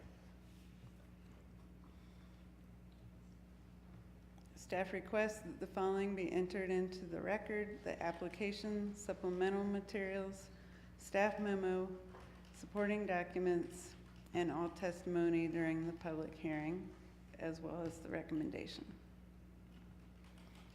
And I'm happy to answer any questions you might have. The applicant's team is behind me. Okay, thank you, Carla. Again, this is the public hearing.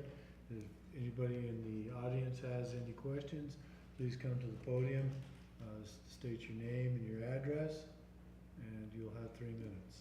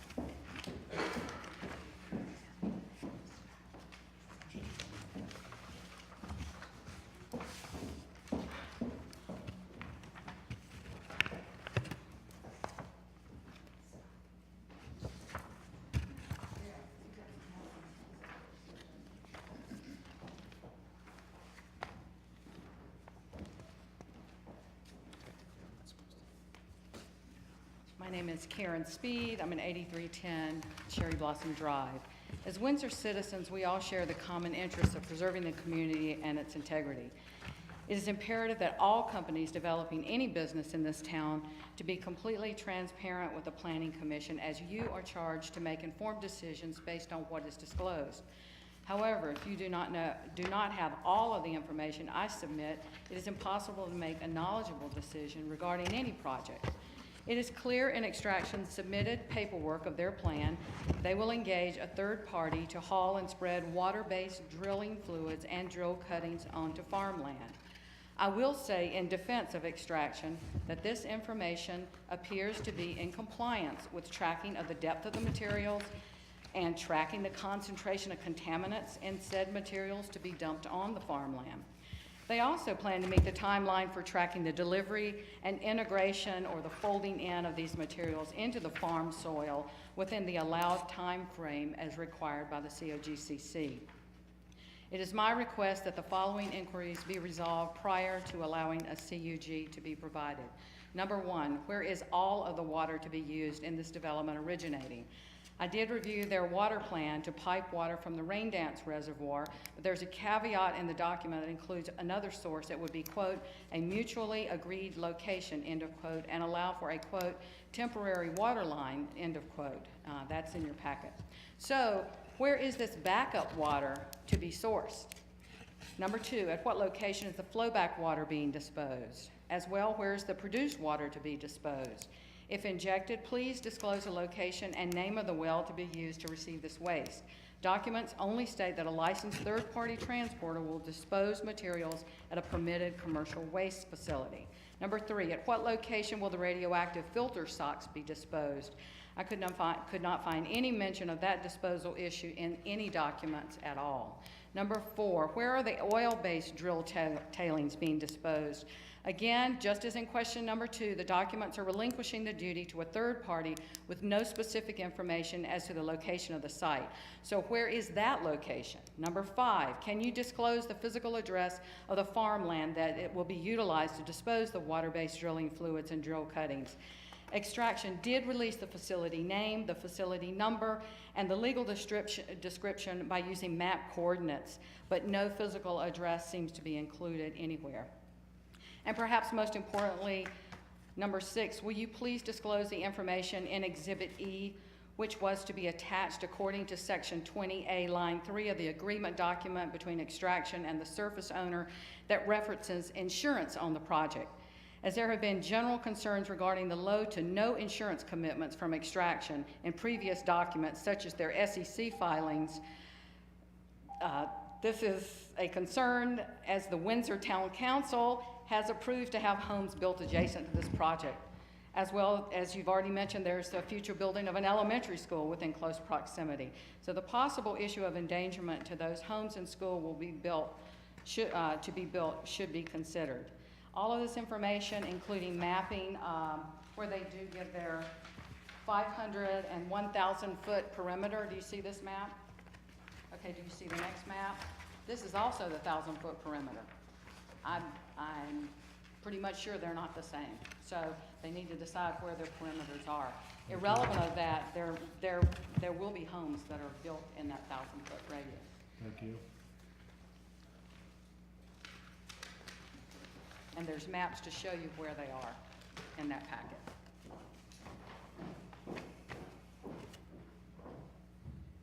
Would the applicant like to address some of this?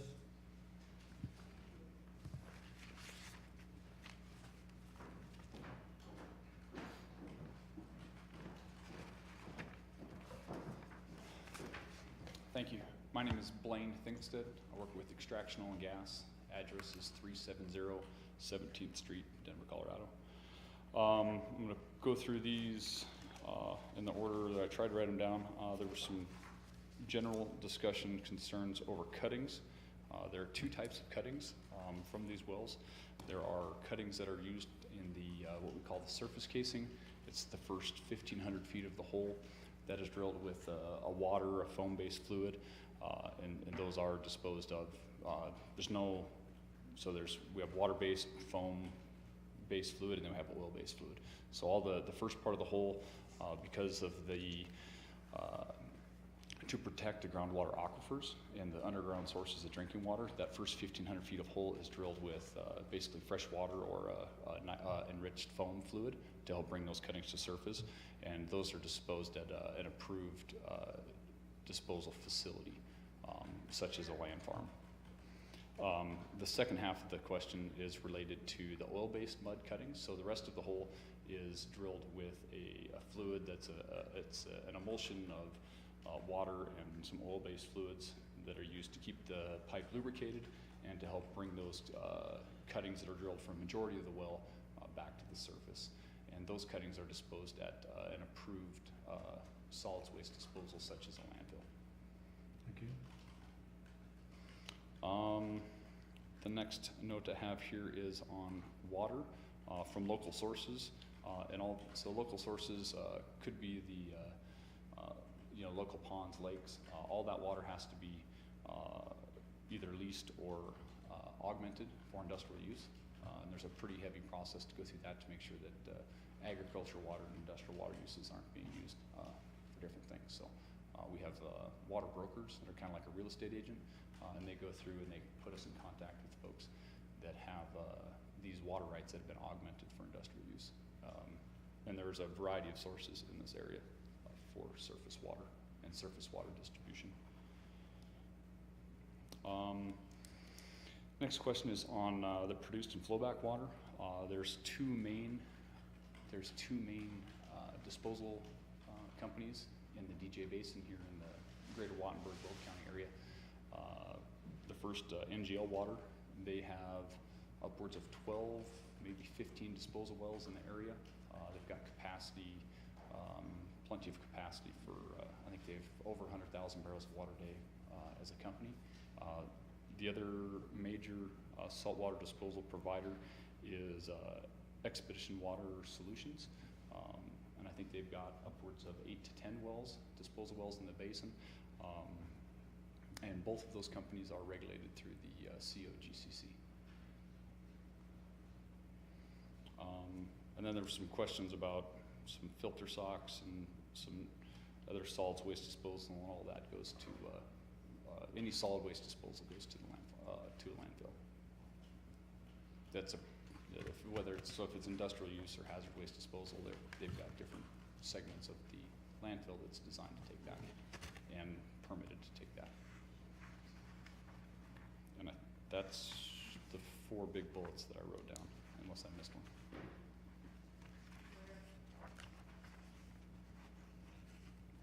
Blaine, do you use one or the other of those water disposal firms? I'm sorry.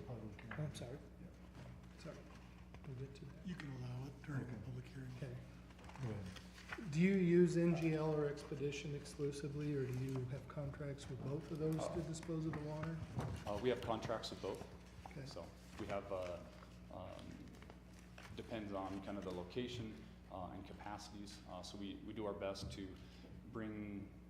use locations and disposal locations that are closer to well pads to minimize truck traffic. And then there's, as a business, we have some redundancy built into that. So if certain wells have too much truck traffic or have met their regulatory requirements, so we have the ability to take that water to another place. One of the nice things about the DJ Basin here is that the wells typically don't produce a lot of water after about 90 days. The water cuts start off at, say, near 100% water, but within 90 days or so, the water cuts are call it 25% water out of the whole product stream. So, and a lot of times that water continues to decline faster, so that over the life of the well, the water is that water volume gets smaller and smaller. They have one other question in here that was not addressed, was the physical address of the farmland that you're gonna put the water-based fluids on. So I don't have that in my pocket for this hearing, but I'm sure I could get that for you. Okay, so if you'd like to take the time to talk to the people who've asked the question to get them that information, I would appreciate that. Yep. Again, this is a public hearing. Is there any other questions from the audience?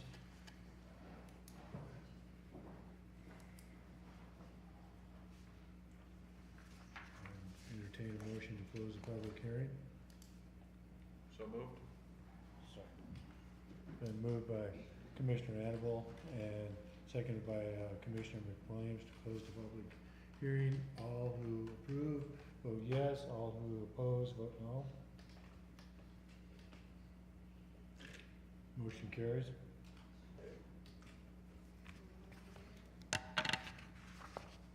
We'll go ahead and move on to item 6, which is a recommendation to the town board for a conditional use grant for the oil and gas facilities. Blue Farm Annexation, Milkshake Pad, Aaron Matthews, Extraction Oil and Gas LLC, and the applicant is Aaron Demo, Baseline Engineering. Again, Carla? Thank you, Mr. Chairman and Commissioners. I have nothing further to add to this item. Okay, thank you, Carla. Any questions from the commission? One question, on your truck traffic, why is only heavy overweight loads specified as a restriction? The concern was that some of the contractors that drive just pickup trucks or smaller vehicles would fall in that category, so we wanted to specify that those are the larger trucks that we're looking to, mitigate traffic for around school hours and Wouldn't commuter gross hours. vehicle weight be a better way of specifying that? I understand the pickup truck, Mhm. semis, but there's a huge difference in weight. And where I'm coming from is traffic. I don't know whether you have an acceleration lane there on Crossroads, which way the truck traffic is going. I understand blocking out those certain times, but that traffic has to go somewhere. And those semis just don't come up to speed like your little sports cars. So what's the clarification that you're looking for? Clarification is on you're just saying overweight loads. And I think that's a misnomer, because if you're traveling on the highways, no truck should be overweighted just from vehicle standards. So I think that wording could be tweaked a little bit. Is it more for oversized loads than overweight? It's That's a meant good for the question. semis, right? I mean, it's meant for the tankers. It's a difference with to go large out. trucks and small trucks. Right, yeah, and so maybe just say that, not Mhm. 1 ton and below, or a certain vehicle weight, gross vehicle weight. Mr. Chair, could we ask for clarification from the applicant? Certainly. Name again is Blaine Fingelstead. So a little clarification on item number 3 with the truck hauling. So what we've done in pads before and in other locations, when I refer to the designation of heavy trucks, would be an oversized or permit load. So if it's a permit load, then we look for we can move those logistics in and out around certain times. It's pretty easy for us to do. If it's below that, then it's a non-permitted load, and I just ask for the same rules of the road as any other truck that would be a non-permitted load sub 80,000 pounds. So basically, what you're looking at there is with how you describe that is your terminology. It's basically, it's how the oil business looks at a permitted load, is a heavy load. Or anybody, it's all CDOT controlled. Yeah, So if it's yeah. over 80,000 Yeah. pounds or width or length, there are certain So it's restrictions semantics, on that. So we worked, and some of our loads are overweight, over length, wide loads. And so we do respect the traffic concerns and the hours for those, because they are tougher to get around, and they do have, but other than that, it's a non-permitted load. It's not any different than the King Super Truck dropping off groceries. So. Right. Okay, that answer your question? So can we just change that to permitted loads? To remove the ambiguity?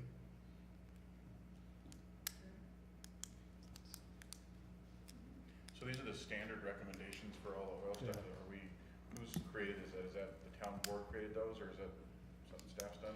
Right, but number 1 through 6 are, Standard. those are ones that we added. And then the following page starts all the typical. Okay, so 1 through 6 are specific to this application? Mhm. Okay. Yeah, I apologize if number 3, that designation caused confusion there. Was not my intent.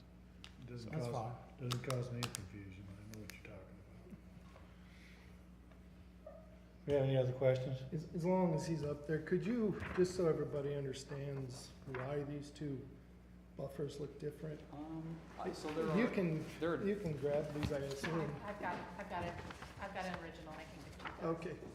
Well, just so he can, because I know the answer, but I'm not sure everybody understands how the COGCC defines those two buffers.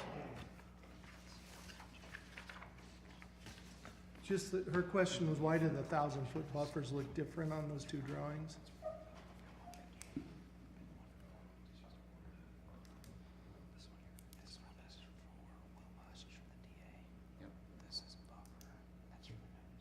Yep. So, a little clarification. Apologies, just making sure I'm getting things correct here. So on, let's start with the UMA checklist exhibit milkshake pad. This distance is done from the disturbed area. So the limits, so is a disturbed area is a designation from the COGCC. So if there is disturbed area, that is how these urban mitigation areas are determined, looking at setbacks. And then the notification zone is a distance from equipment and wellheads. And so with those two, because sometimes there can be as much as maybe 2 to maybe even as much as 300 feet between some equipment and the edge of disturbed area, so you end up with two different exhibits with different lines, and it's a function of the COGCC rules. So that's just in compliance with the COGCC. Thank you. Any further questions? I'll entertain a motion. Mr. Vice Chair, I move that we forward a recommendation of approval to the town board, subject to the conditions provided by staff with the one change from overweight to permitted loads. I second.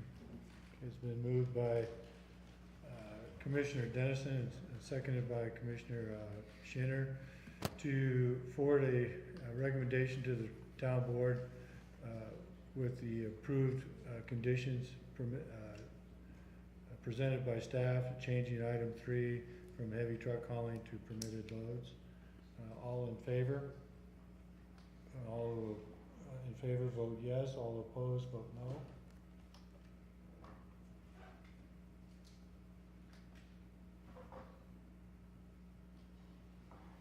Motion carries.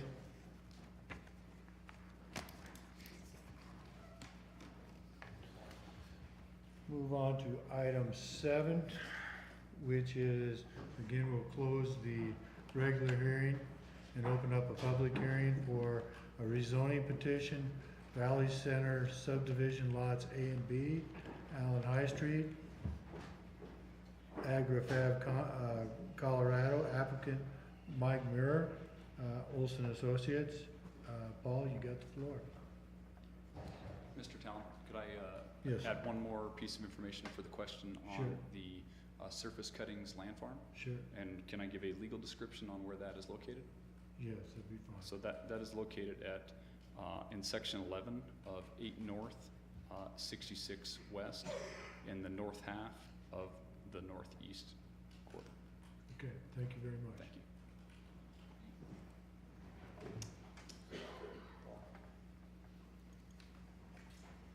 Mr. Vice Chair, for the record, I would like to disclose that I'm a sitting member of the town board and I am here in my capacity as a non-voting liaison to the planning commission.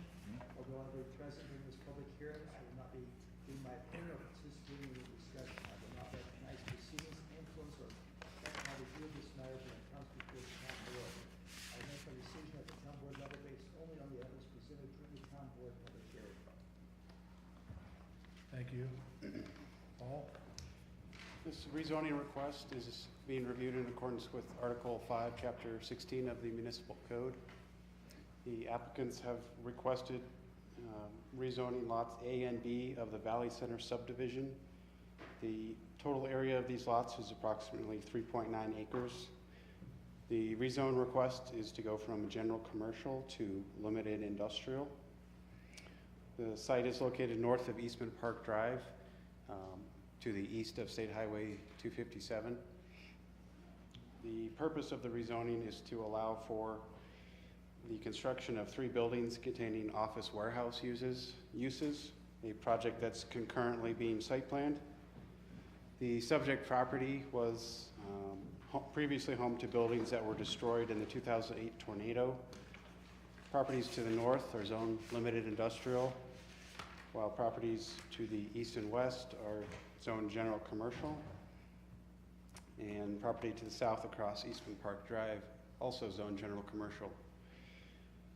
The rezoning plat and conformance with the comprehensive plan. The project is in conformance with Chapter 5B. The notification was sent for a neighborhood meeting in which there was 1 attendee, and neighborhood meeting notes are enclosed for your reference. 1 additional public comment was received outside of that meeting. The owner of Mark's Funeral Home, which is east of the rezoning, expressed concerns about having industrial uses adjacent to the funeral home and potential visual impacts on people attending funeral services viewing industrial uses. Staff has requested the applicant provide a privacy fence on the associated site plan to address this concern. Staff recommends Planning Commission forward a recommendation of approval of the rezoning petition and ordinance to Town Board, subject to all remaining Planning Commission and staff comments being addressed. That's all I have. Thank you, Paul. Again, this is a public hearing, and if there's anybody in the audience who wishes to speak to the subject, now's your time.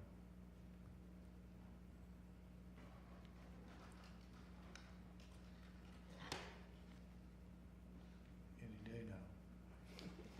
I move to close the public hearing. Second. It's been moved by Commissioners Schinner and seconded by Commissioner Hannibal to close the public hearing. All who approve, vote yes. All who oppose, vote no. Motion's been carried. Now we'll move on to item 8, which is a recommendation of Town Board for the rezoning petition, Valley Center subdivision lots A and B, Allen High Street, AgriFab, Colorado, and the applicant Mike Muir. Paul? Nothing further to add. Any questions from the commission? Entertain a motion? Mr. Vice Chair, I'll make a motion that we recommend that we forward a recommendation from the Planning Commission for approval to the Town Board for rezoning, subject to all Planning Commission staff comments. Second.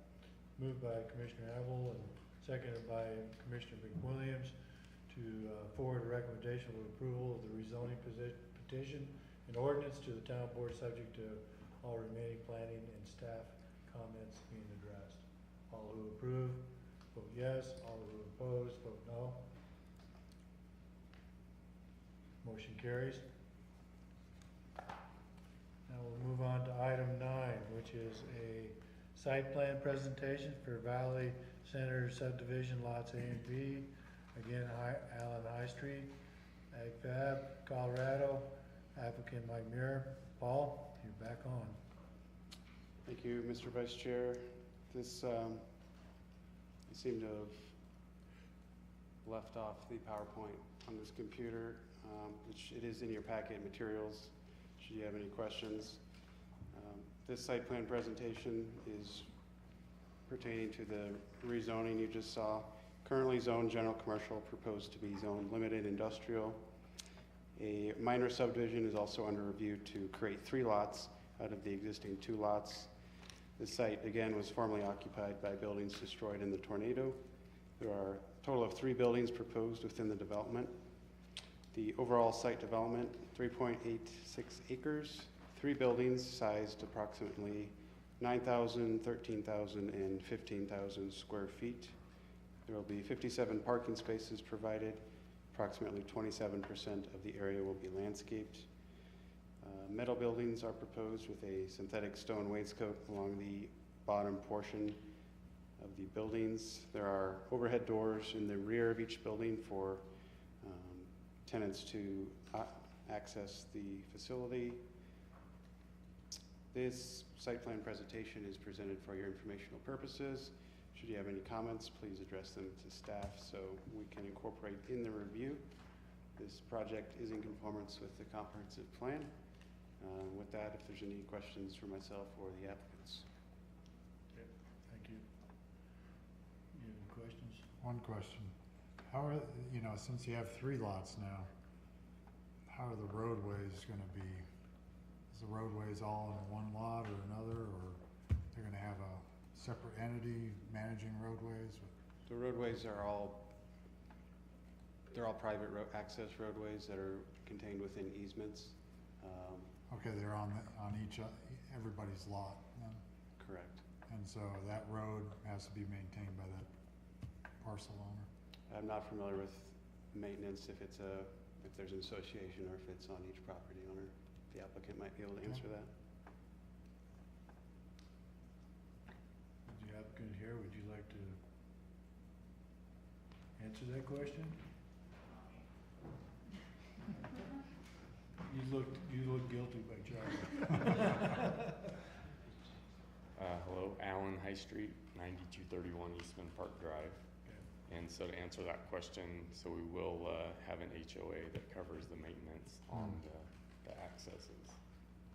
Okay, great, thanks. Any further questions from the commission? No.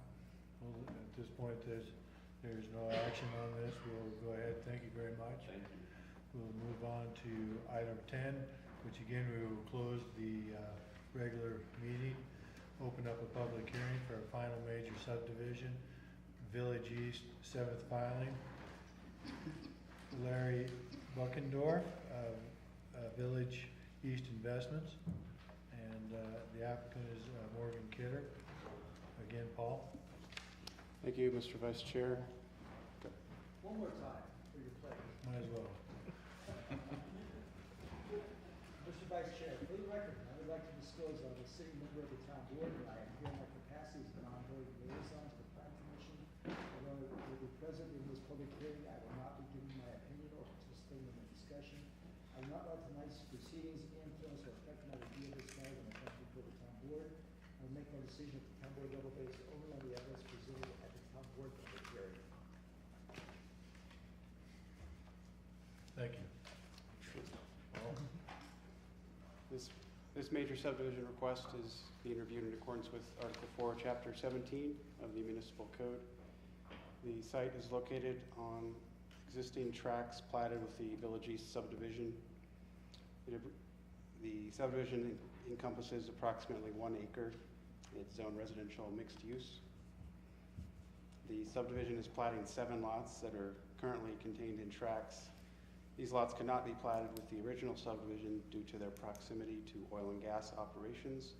Those wells have since been capped, and the applicant is proposing to subdivide and build at this time. There was a neighborhood meeting held in accordance with the municipal code, and a summary of that meeting is enclosed in the packet materials. The proposal is in conformance with the comprehensive plan, Chapter 5B, goal and the objectives, the notification area for the neighborhood meeting, as well as the public hearing for Planning Commission and Town Board. Staff recommends Planning Commission forward to Town Board a recommendation of approval of the final major subdivision as presented, subject to all remaining Planning Commission and staff comments being addressed. That's it. Thanks, Paul. Again, this is a public hearing. Anybody wish to speak to this? It's your time.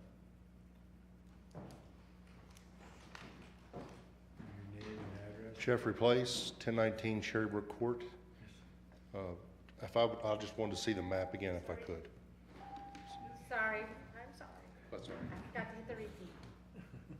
All right, now we're good. Is the developer here? Those are the empty lots that are down there now? Thank you.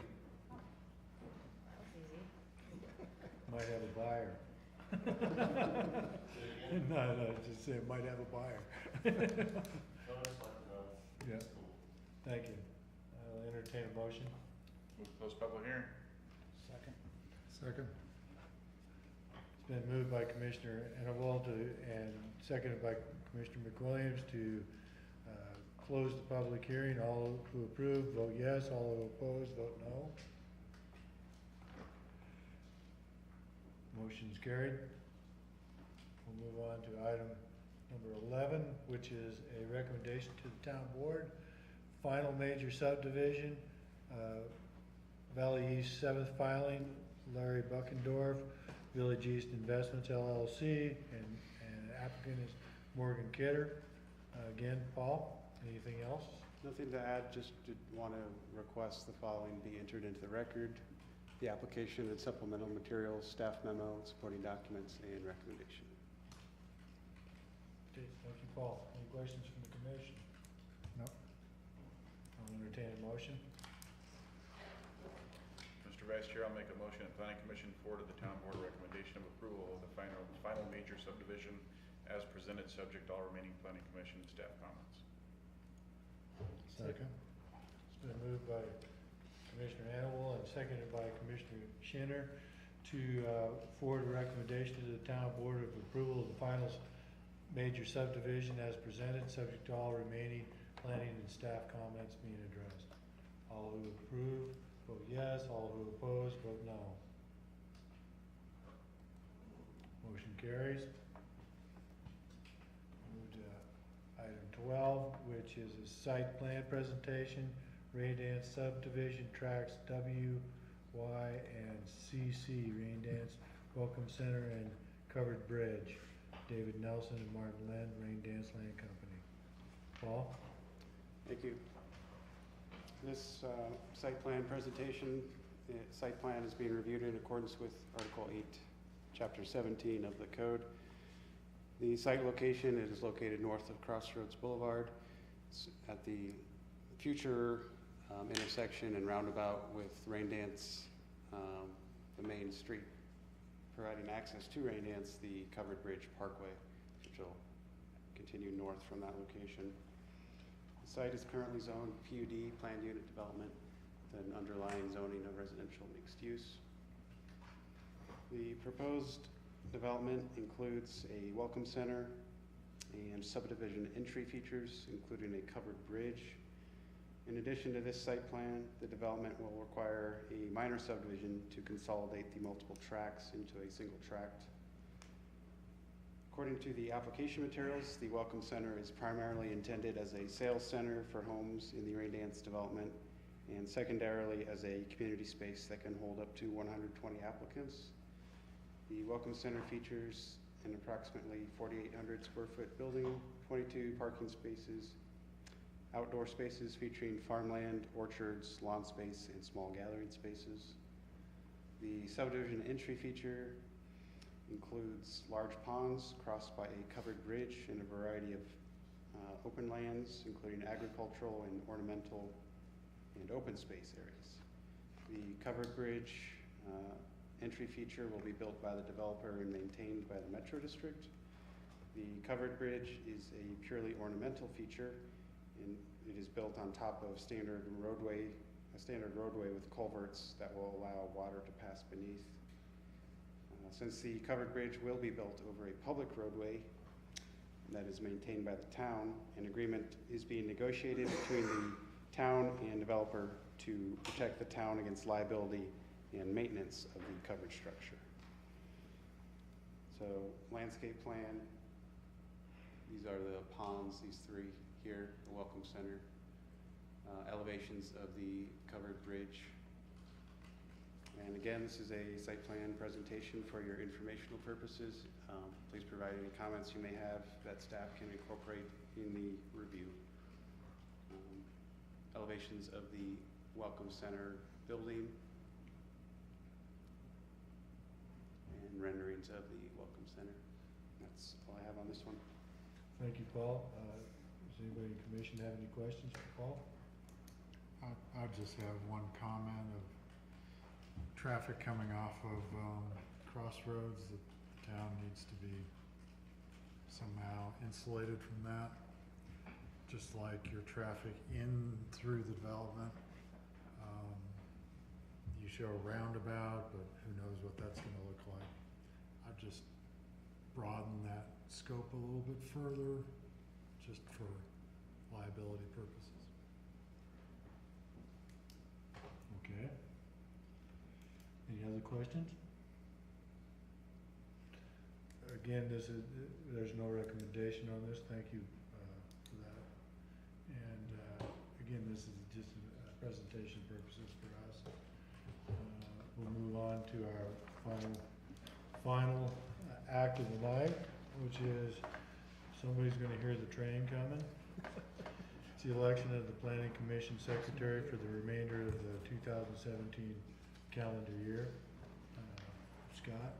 Thank you, Mr. Vice Chair. Planning Commission, as the memo states, the bylaws require the Planning Commission to elect officers each year.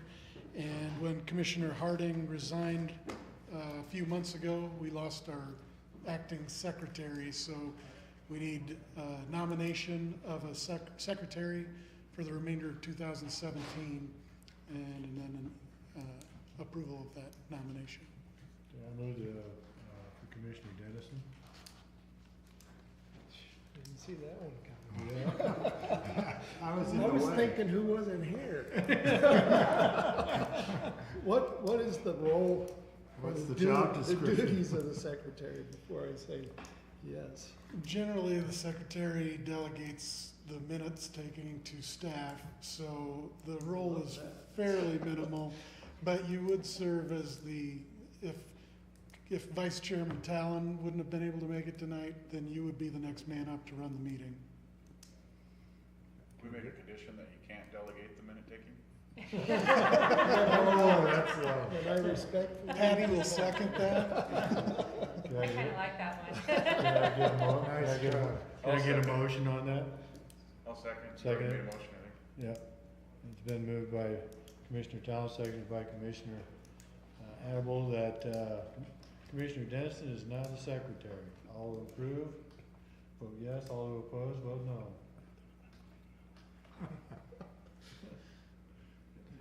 The motion's been carried. Now Thank you you. can tell your wife you're third in charge. Yeah, I'm not at home. I'm fourth or fifth or sixth. Okay, comments from staff? Anything, Colin? Well, first, thank you all for coming and sticking through all the items tonight. One of our longer meetings that we've had in a while. Also, just wanted to let you know that we have help coming. We have hired a planning tech as well as a senior planner. And the planning technician, her name is Carrie Tremblott, and she started on Monday. And Melissa Berry will be our senior planner, and she starts next Monday. Oh, great. So we can introduce her at the next meeting. Cool. Paul? Just to correct my statement of 2 commercial building permits, there's actually 4 this year. Don't let that happen again. Scott? Yeah, and we'll actually probably have another community development report at the next meeting, so Okay. we'll give you an update there. And along the lines of more help, the town board will be appointing 2 new alternates to the Planning Commission on Monday night, so we will have a couple more people to fill in when we've got some absences. And so looking forward to that. those of you that are going to the APA conference, Mr. McWilliams, Victor, and Chairman Schick, I think Carlin, you've got their information, or you've already given it to them? I gave it to them already. Okay. If you have any questions about anything between now and going down to Telluride, just let us know. Okay. And then lastly, the 3-2 vote, I'm sorry, I wanted to make sure I was absolutely correct in looking at the bylaws. I was hung up on the fact that we need 4 for a quorum, and the 3-2 vote, that might be the first time in 15 years I've seen a 3-2 vote, and it's not often that we have just 5, and it's, so, thankfully we were able to take action and move those items along. I would ask one question, or one thing, just for the record. So if you know that you're gonna vote no on an item, it would be good to have in the record, maybe prior to the vote, you might just say, I'm going to vote no on this item, and give your reason, just so that the applicant knows, and we've got it in our minutes, just in case something ever gets challenged. We'd always want to have that in the record. So that's all I had. Other than there was also the 2 upcoming breakfast meetings. If you can let us know if you'll be able to attend or not. I've got, I think, I know Mr. Annable can't, and I believe Mr. Bushelman said he can. And if you can look at your schedules and just make sure, and I you should did be able too? to make Okay, those so two. sounds good. Just want to have a head count if we're going to try and have breakfast, and also room size for both planning commission and town board. Okay. So, thank you, and I believe, did you have anything? Yeah, I got a few things to say. Okay. I'm so excited that we're, you got a couple new people coming on as alternates. Help is on the way. Just personally, turns out I'm going to be in Telluride at the same time you are, so if any of you intend on misbehaving, wear a shirt from a different town or something, okay? Seriously though, comments tonight about transportation and roadways and traffic patterns, our comprehensive plan. Housing starts 690 single family last year. We're on pace for that again. The citizen survey we just did, I mean, this comes up again and again. The number one thing we hear from Windsor is people like the small town feel. And we know that traffic patterns and time and congestion is a key component of that. So this is a really, really critical issue for us right now in Windsor. It's a challenge and it's an opportunity, because the growth brings us the opportunities to do some things. And so your efforts, and hopefully a little wisdom, we can do some good planning and prioritizing. And that's where I'm going with this. Over the last few months, I don't know if you all had a chance to see the final roadway improvement plan we just approved at the board 2 weeks ago. And so, if I remember, I'll bring copies of that. Or it's a 1-page, you can look at it. Some examples. County Road 5, people bring that up quite a bit. It's projected at some point to be 4 lanes. Possibly a right-hand turn lane off of 392 on the County Road 5 because of the backup of the traffic. So there's a lot of things in there. Possibly, well, the plan says at some point we will take County Road 19 north of Main Street, Hollister Lake Road, 4 lanes. Efforts to get truck traffic off of Main Street. We've got to work with coalitions to improve County Road or Crossroads, Harmony, a lot of things in there. If you're like me, I understand the concept of patience, but I hate it. But our next step is going to be, well, I'll tell you, cost projection, and this is based over the next 25 years, I believe, is $131 million. At the same time, we increased roadway impact fees for developers. That will cover 68% of the cost. We still have approximately a $40 million gap on the whole plan over the next couple decades to figure out how we're going to pay for things. So we've got to prioritize because we can't do it all at once. Staff is going to be coming back yet this year with recommendations on prioritization of the new roadway improvement plan.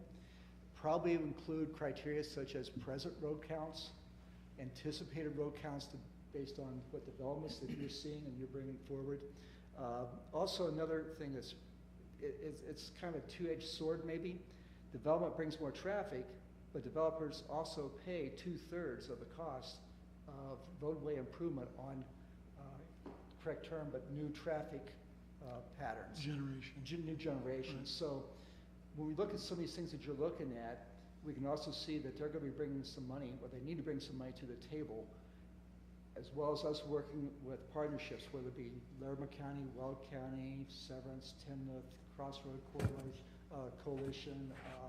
We had a meeting this week with I-25 people on the whole I-25 corridor from Longmont to north of Fort Collins, a $302 million project to help with that. So there's a lot going on with transportation I think is challenging but also exciting. So I just thought you ought to have that information, and I think the critical thing in the next few months is for our town board to try to, with as much wisdom as we can, identify our next priorities. And understand we can't do it all at once, and we don't have enough money to do it all at once. So input from all of you, staff and everything on where our most important needs and our most viable opportunities in the short term.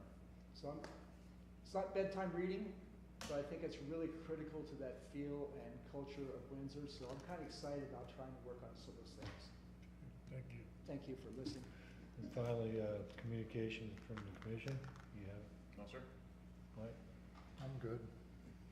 Just, I think our next meeting is October 18th. Correct. And just a reminder, I will not be here for that one. So Okay. don't blame me if I'm not here. All I'm gonna say is, Patty, you did a good job. Yes. Sorry, I kind of scrambled there a little bit. That's I all don't right. know, when you're not used to doing it. Once I got it down once, it's like, oh, I get it now. So thanks for your. And then just the final thing is like we're talking about, people are always talking about roads. Well, I've been in places like San Diego where when I was originally there was separation between the towns. And you come back and you're gone for 2 years, and Mission Valley, it used to be a dairy farm, and now it's a golf course and big mall and all this. So, and their roads are terrible, and I don't care how well you plan. Yeah. I think that one of the things that we got to look at with money, and was the first thing that I learned when I got on the planning commission, is our build out between residential and commercial, because commercial is our key to get all this done. Yep. And yeah, we take some commercial land away because it's not viable to us in that position, but again, I always am trying to have that balance between commercial and residential, and that's the thing that I think we have to look at too, as a commission up here, is to. I appreciate it in your comments too. This is anecdotal, but I talked to a couple of business people in other communities who had just opened businesses there, and I asked them, did you even look at us? Did you consider Windsor? And two different communities both said the same thing. Until you get to 50,000, we don't want to take the risk of investing the business until you have more rooftops. So it's a chicken and egg thing too, Yeah, And so again, it comes back to, I think, zoning and land use planning about where are the best places that we can preserve for commercial. Right. And we've talked a lot about this as a board, that, we keep giving away commercial land, residential. You need residential in order to encourage some additional commercial, and we have the retail leakage going on, those kind of things. So it's a lot of challenges, but also opportunities. So I think collective wisdom, I'm optimistic that we can, over time, build what we want, where people can live, work, and play here. I am too. Big so. challenge. It's been too long here to screw it up. Yeah, really that 392 I-25 corridor right there, I mean, that's an area where I don't think it necessarily takes a population of addresses in Windsor to support, because it's right by those two main arterials in the highway. I mean, No. I remember when Centerra went in, everybody thought Loveland was crazy, and Yeah.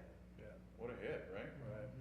Actually, There's a lot of empty offices out there right now too. it's ironic. More all the time. The Ptarmigan property that we talked about tonight was actually the first property that had a mall proposed on it. Oh, really? CBL had a contract on the land with the same property owner, and the race was on after this was announced for Centerra and for Front Range Village in Fort Collins. And unfortunately, our interchange at 392 hadn't been upgraded yet. And so that was our downfall, and that's kind of why CBL went away, Centerra came in first, then Front Range Village came, and now the property owner's trying to still trying to save some commercial development on the property, but Yeah. that's, so I guess they've got a long history, and they're somewhat frustrated that they lost out to those other two interchanges, so. So lesson here, Monday night, we had a presentation from CDOT staff about the I-25 from Longmont to North Fort Collins. And what's happening, I mean, that's a federal highway, but the federal government isn't putting a whole lot of money into that. It's CDOT and local communities. We're putting money into it. So part of what we have to think about is, you know, I think they talked about a 111% increase in traffic on I-25 in the next time period. So how do we capture those, like you're talking about 392 and I-25? You don't have to live in Windsor for us to capture sales tax there. Yeah, so we have to think ahead also about how much do we play with other communities and with the state and Fed on investing in a federal highway that might benefit us too. Right. I don't have the answers to all those, but those are the kind of questions that we have to deal with and take it as an opportunity. If we upgrade the highway and then throw houses next to it, that doesn't help.